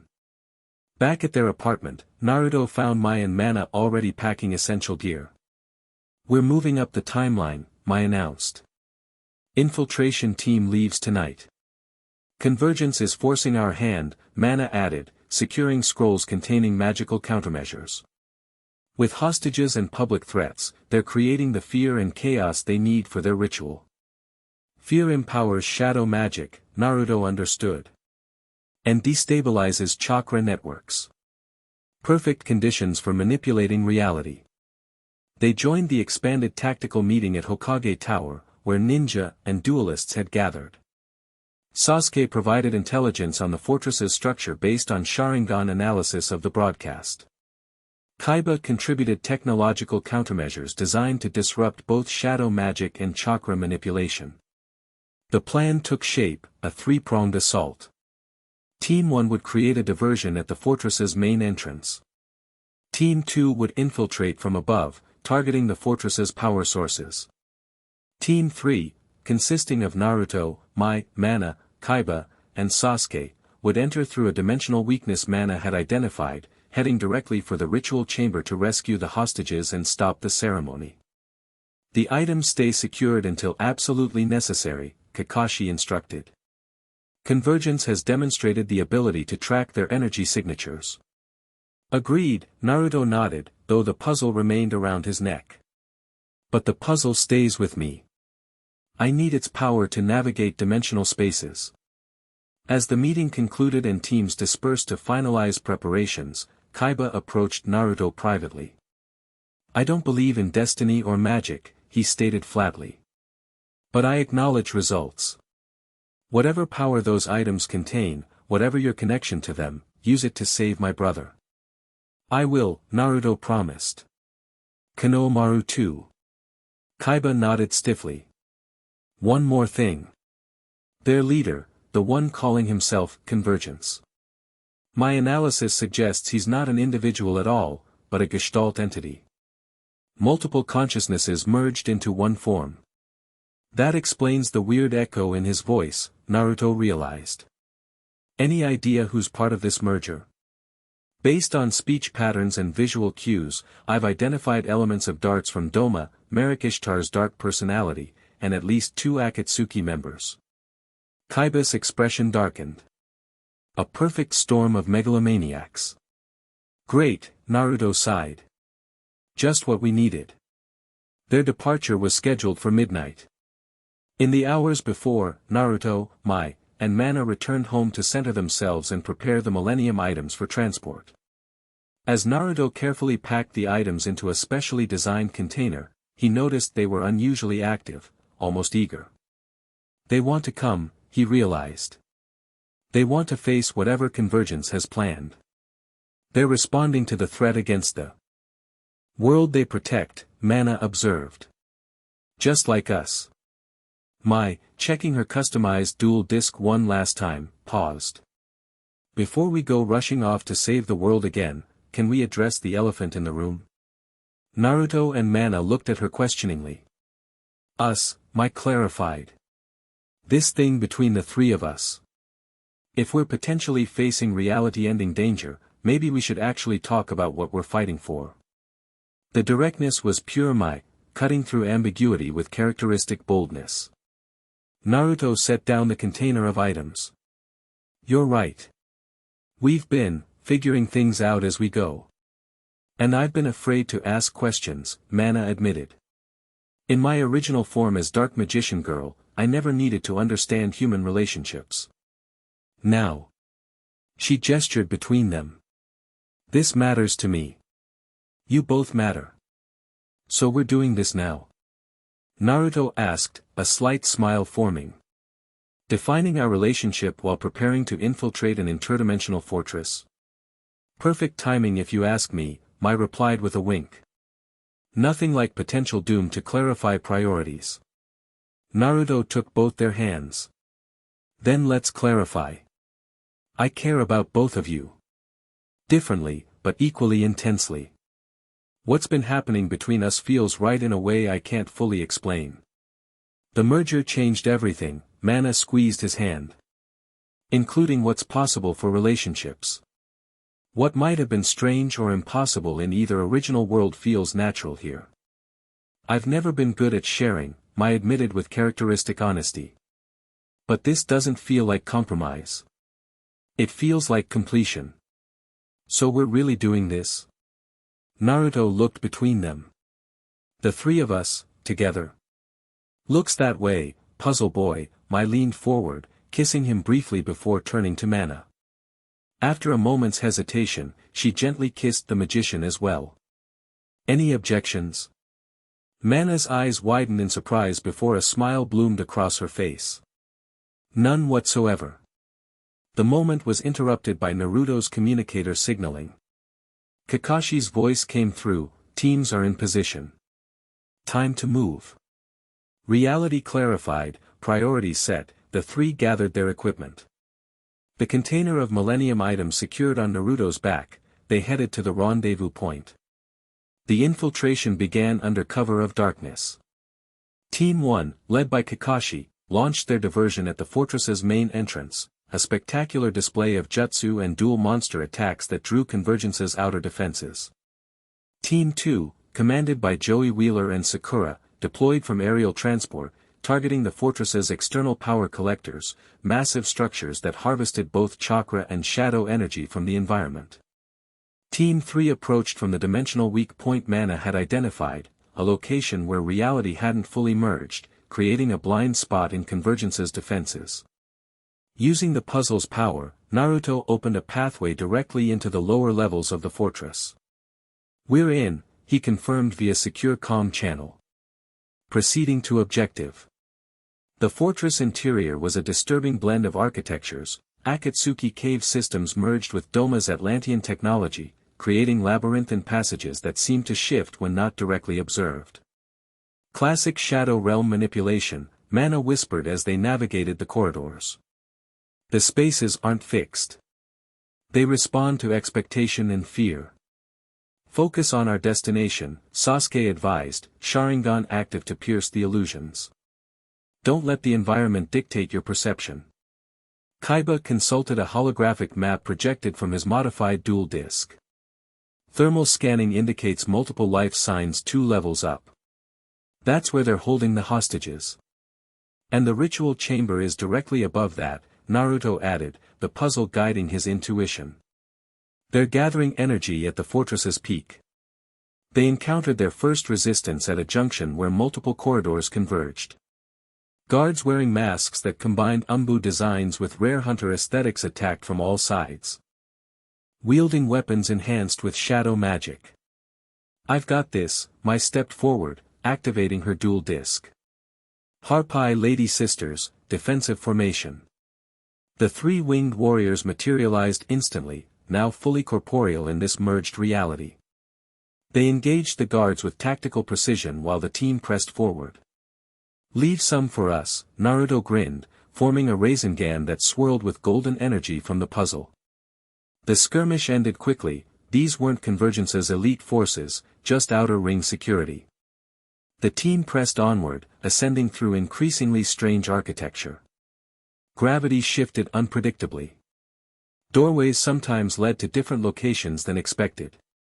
Reality itself seemed malleable. "They're manipulating dimensional boundaries," Mana explained as they navigated a corridor where the ceiling became the floor halfway through.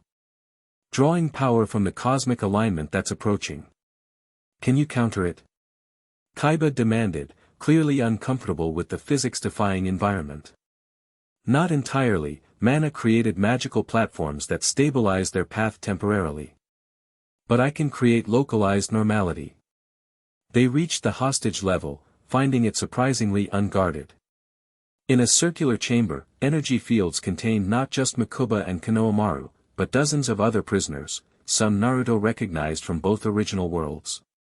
"It's too easy," Sasuke warned, scanning the room. "This is a trap." "Obviously," Kaiba replied, already moving toward his brother. "Spring it anyway."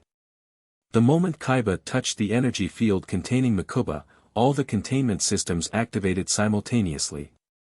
The prisoners became transparent, revealed as holograms. Decoys, Naruto realized as the chamber's exit sealed shut. A familiar echoing voice filled the room. "Welcome to Convergence, bearer of the puzzle. Your punctuality is appreciated." The figure calling itself Convergence materialized in the center of the chamber, robes swirling impossibly. Up close, Naruto could see the entity more clearly, its features shifting subtly between different faces, never settling on one identity. "Where are the real hostages?" Kaiba demanded, blue eyes cold with fury. "Safe," Convergence replied. "And integral to our ceremony. Their dual-world energies provide perfect harmonic foundations for the purification ritual." "This purification of yours," Naruto stepped forward, the puzzle glowing defensively. "What exactly does it purify?" "Weakness," Convergence's multiple voice responded. "Mercy. Compassion. The flaws that held both original worlds back from true greatness." The entity gestured, creating a holographic display of the merged world. "Your balanced merger preserved everything, Uzumaki Naruto. The strong and the weak alike. We will refine your creation, distilling only the most powerful elements into a perfect reality. With yourself as ruler, naturally," Mai interjected sarcastically. "As architects of perfection, we will guide the purified world," Convergence acknowledged. "Those deemed worthy may join us. The rest will be forgotten." "Not happening," Naruto stated flatly. "We're stopping your ritual, freeing the hostages, and shutting down this fortress." Convergence smiled, the expression disturbing as it shifted between different mouths. "Your confidence is admirable. Misplaced, but admirable." The entity began to fade. "The alignment approaches. Join us in the ritual chamber, if you can reach it."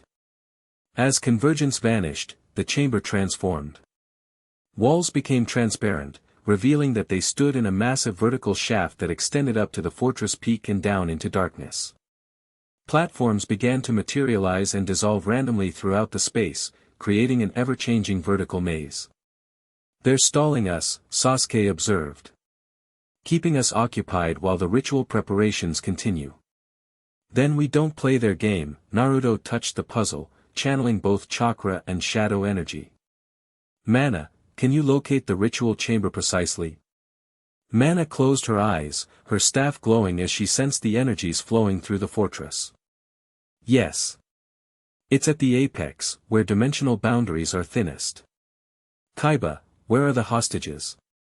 Kaiba consulted his dual disc, running energy scans. Multiple life signs detected in a chamber adjacent to the ritual space. "Makuba is among them, I recognize his energy signature." "Perfect." Naruto created a shadow clone. Sasuke, you and my clone find teams 1 and 2. Coordinate an assault on the fortress's primary systems. Mai, Mana, Kaiba, you're with me. We're taking a shortcut. Before anyone could question his plan, Naruto channeled power through the puzzle, creating a golden portal similar to those Convergence had used earlier. Shadow transportation, he explained. Directly to the ritual chamber. Impressive, Kaiba admitted reluctantly. Just copying their tricks, Naruto grinned. Ready? The four stepped through the portal, emerging in a massive domed chamber at the fortress's peak. Unlike the chaotic architecture below, this space displayed perfect symmetry, a circular platform surrounded by 7 pillars, each carved with symbols from both worlds. At the chamber's center stood an altar that combined Egyptian ceremonial design with chakra channeling technology. Atop it rested artifacts Mana immediately recognized, the original ceremonial items used to create the Millennium items thousands of years ago. The Pharaoh's legacy, she whispered. They actually found it. Convergence stood behind the altar, now wearing ceremonial robes that shifted between Akatsuki's cloud pattern and Doma's Atlantean symbols. Around the chamber's perimeter, robed cultists chanted in a language that combined ancient Egyptian with chakra incantations.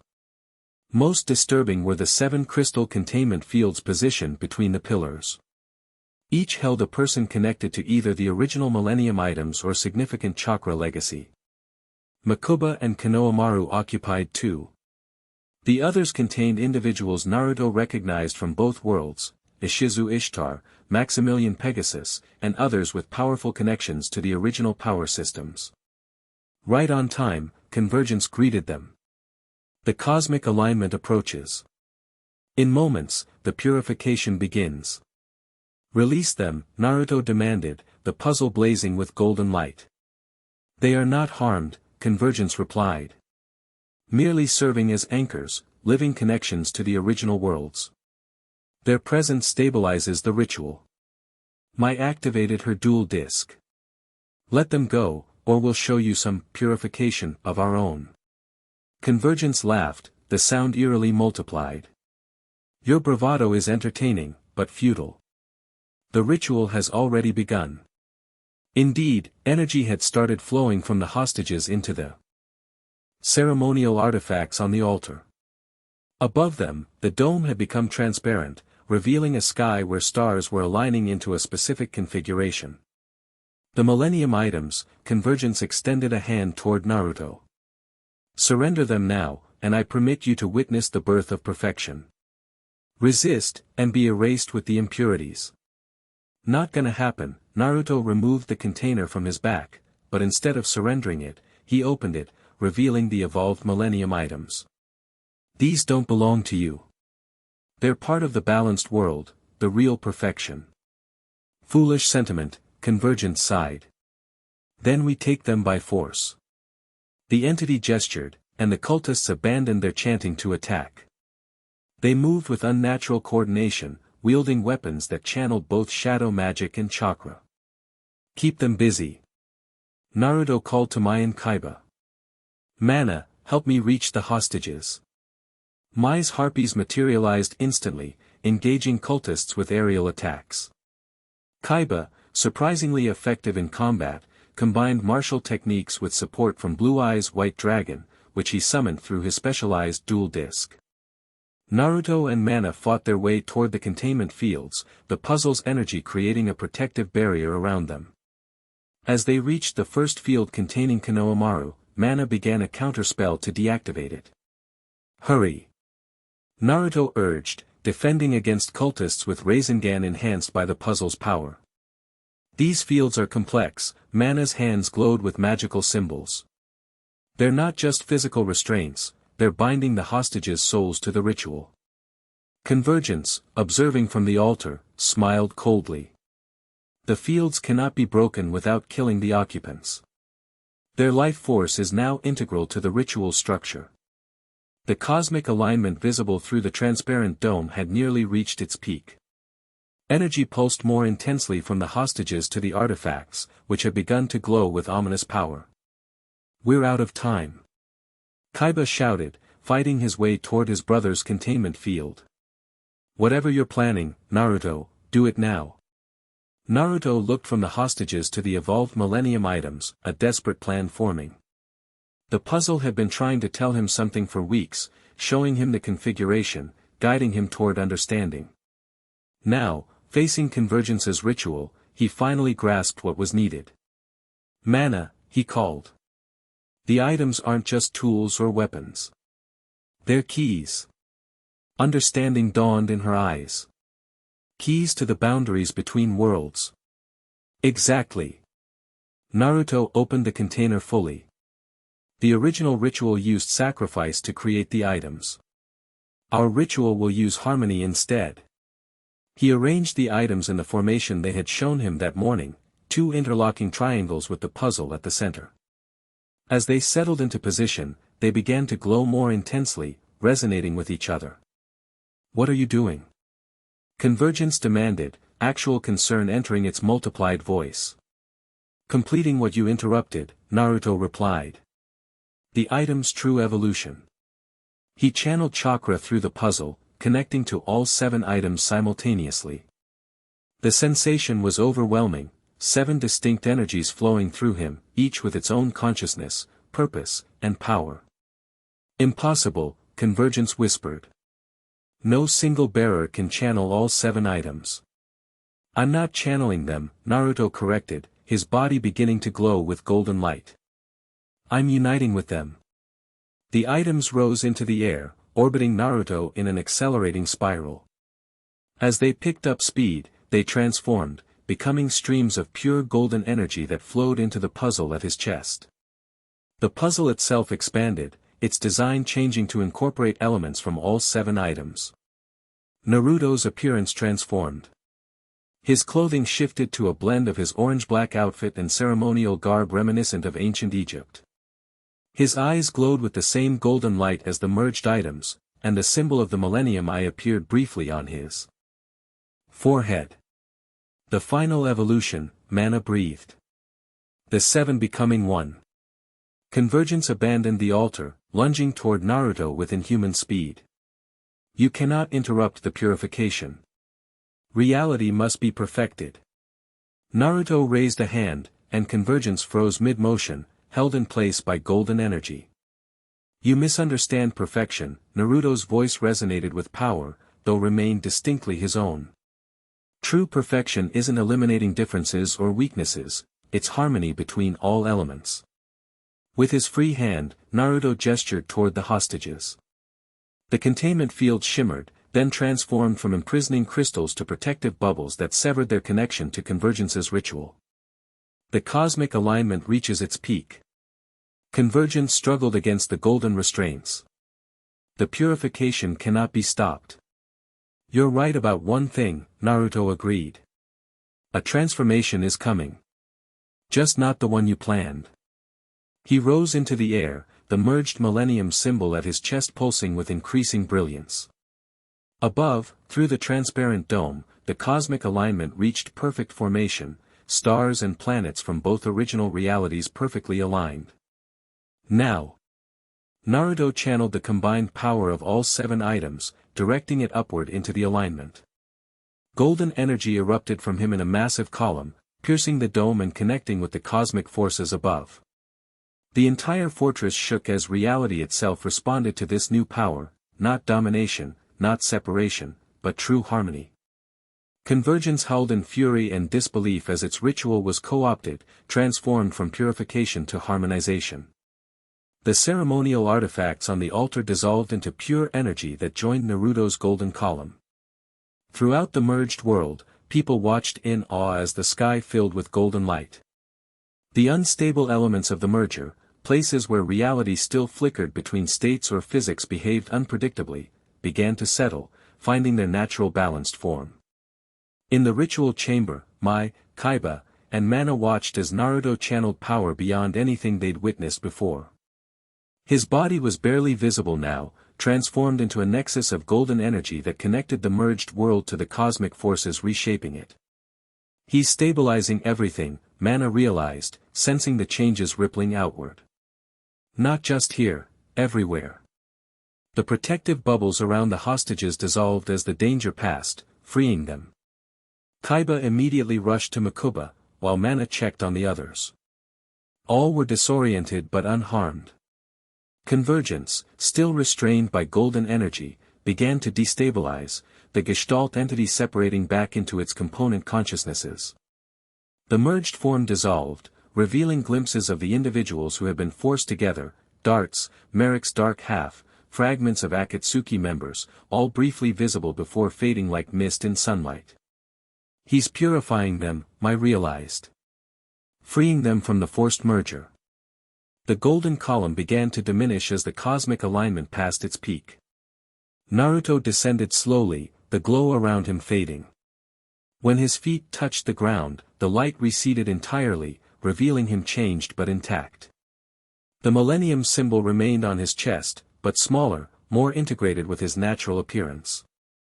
Naruto. Mana rushed to him as he stumbled slightly. Did it work? He asked, his voice hoarse but normal. See for yourself, Mai pointed to where the fortress walls had become transparent, showing the world outside. The view was breathtaking. The merged world had stabilized completely, finding its perfect harmonious form. Where before there had been jarring juxtapositions or unstable fluctuations, now there was elegant integration, ninja villages with dueling arenas that looked like they had always belonged together, natural landscapes that incorporated elements from both worlds in perfect balance. You did it, Konohamaru approached, looking at Naruto with awe. You fixed everything. Not fixed, Naruto corrected. Gently. Harmonized. The merger was always meant to find balance, it just needed guidance to get there. The fortress began to transform around them, the imposing structure softening and opening to the outside world. What had been designed as a stronghold of purification was becoming something else, a nexus point connecting different regions of the merged reality. Kaiba, returning with Makuba, studied Naruto with uncharacteristic respect. What happened to the items? Naruto touched the symbol on his chest. They evolved to their final form. Instead of 7 separate artifacts, they've become one integrated source of balance. The harmony emblem, Mana suggested, examining the symbol. The ultimate evolution of shadow magic and chakra combined. As they gathered the freed hostages and coordinated with the other teams, Naruto sensed the fortress continuing to transform. What Convergence had built for division and purification was becoming something entirely different, a place of connection and possibility. 3 days later, the true scope of the transformation became clear. What had been Convergence's fortress was now what people were calling the Harmony Nexus, a place where the boundaries between different aspects of the merged world were thinnest, allowing easy travel and communication. Naruto, Mai, and Mana stood on a balcony overlooking the central plaza, which had been transformed from a ritual chamber into a gathering space where people from all regions of the merged world came together. So, Mai leaned against the railing. World saved, reality stabilized, bad guys defeated. What's next for Team Naruto? Naruto touched the harmony emblem at his chest, feeling its warm, steady pulse. The items showed me something during the transformation, possibilities. This merged world isn't just about balancing what was. It's about creating what could be. A world where neither ninja nor duelists dominate, Mana observed, but where both contribute to something greater. Exactly, Naruto nodded. And it needs guides, people who understand both sides, who can help everyone find their place in this new reality. Are you suggesting what I think you're suggesting? Mai raised an eyebrow. Maybe, Naruto grinned. How do you feel about starting something new? A village of sorts, but not just for ninja or duelists, a place for harmony between all aspects of our merged world. Ambitious, Mai considered. But then, that's your specialty. I think it's perfect, Mana added enthusiastically. A new beginning for a new world. Tsunade, who had arrived to inspect the transformed nexus, joined them on the balcony. Already planning your next project, I see. Just thinking about possibilities, Naruto replied innocently. Well, those possibilities might interest you, Tsunade handed him a scroll. The council has been discussing the need for a new kind of leadership in this merged reality. Someone who understands both sides, who embodies the balance we're trying to maintain. Naruto unrolled the scroll, eyes widening as he read. They want me to establish a new village. With independent authority. Not just a village, Tsunade corrected. A center for harmonization. A place where people from both original worlds can learn to live in this new reality together.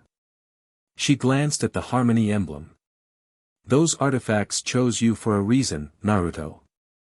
The council is simply acknowledging what reality already has. After Tsunade departed, Naruto looked at the scroll again, then at Mai and Mana. So, partners in village founding? Someone has to keep you from going overboard with orange decorations, Mai smirked. And ensure proper magical protections, Mana added with a smile. As they discussed plans for this new venture, Naruto felt the harmony emblem pulse with approval.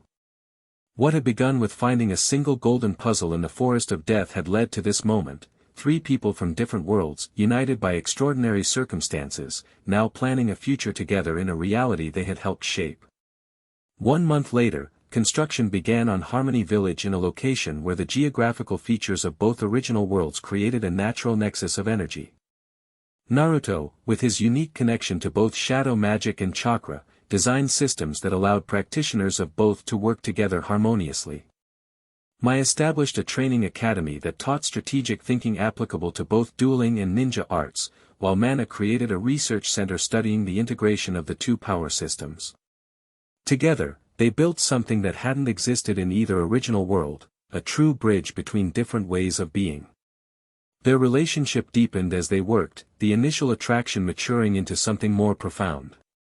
What began as an unusual arrangement born of crisis became a balanced partnership that mirrored the harmony they sought to create in the wider world.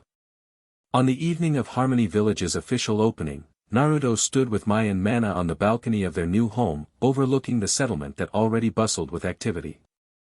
People from across the merged world had been drawn to this experiment, ninja curious about dueling, duelists fascinated by chakra, and many seeking to develop new hybrid techniques.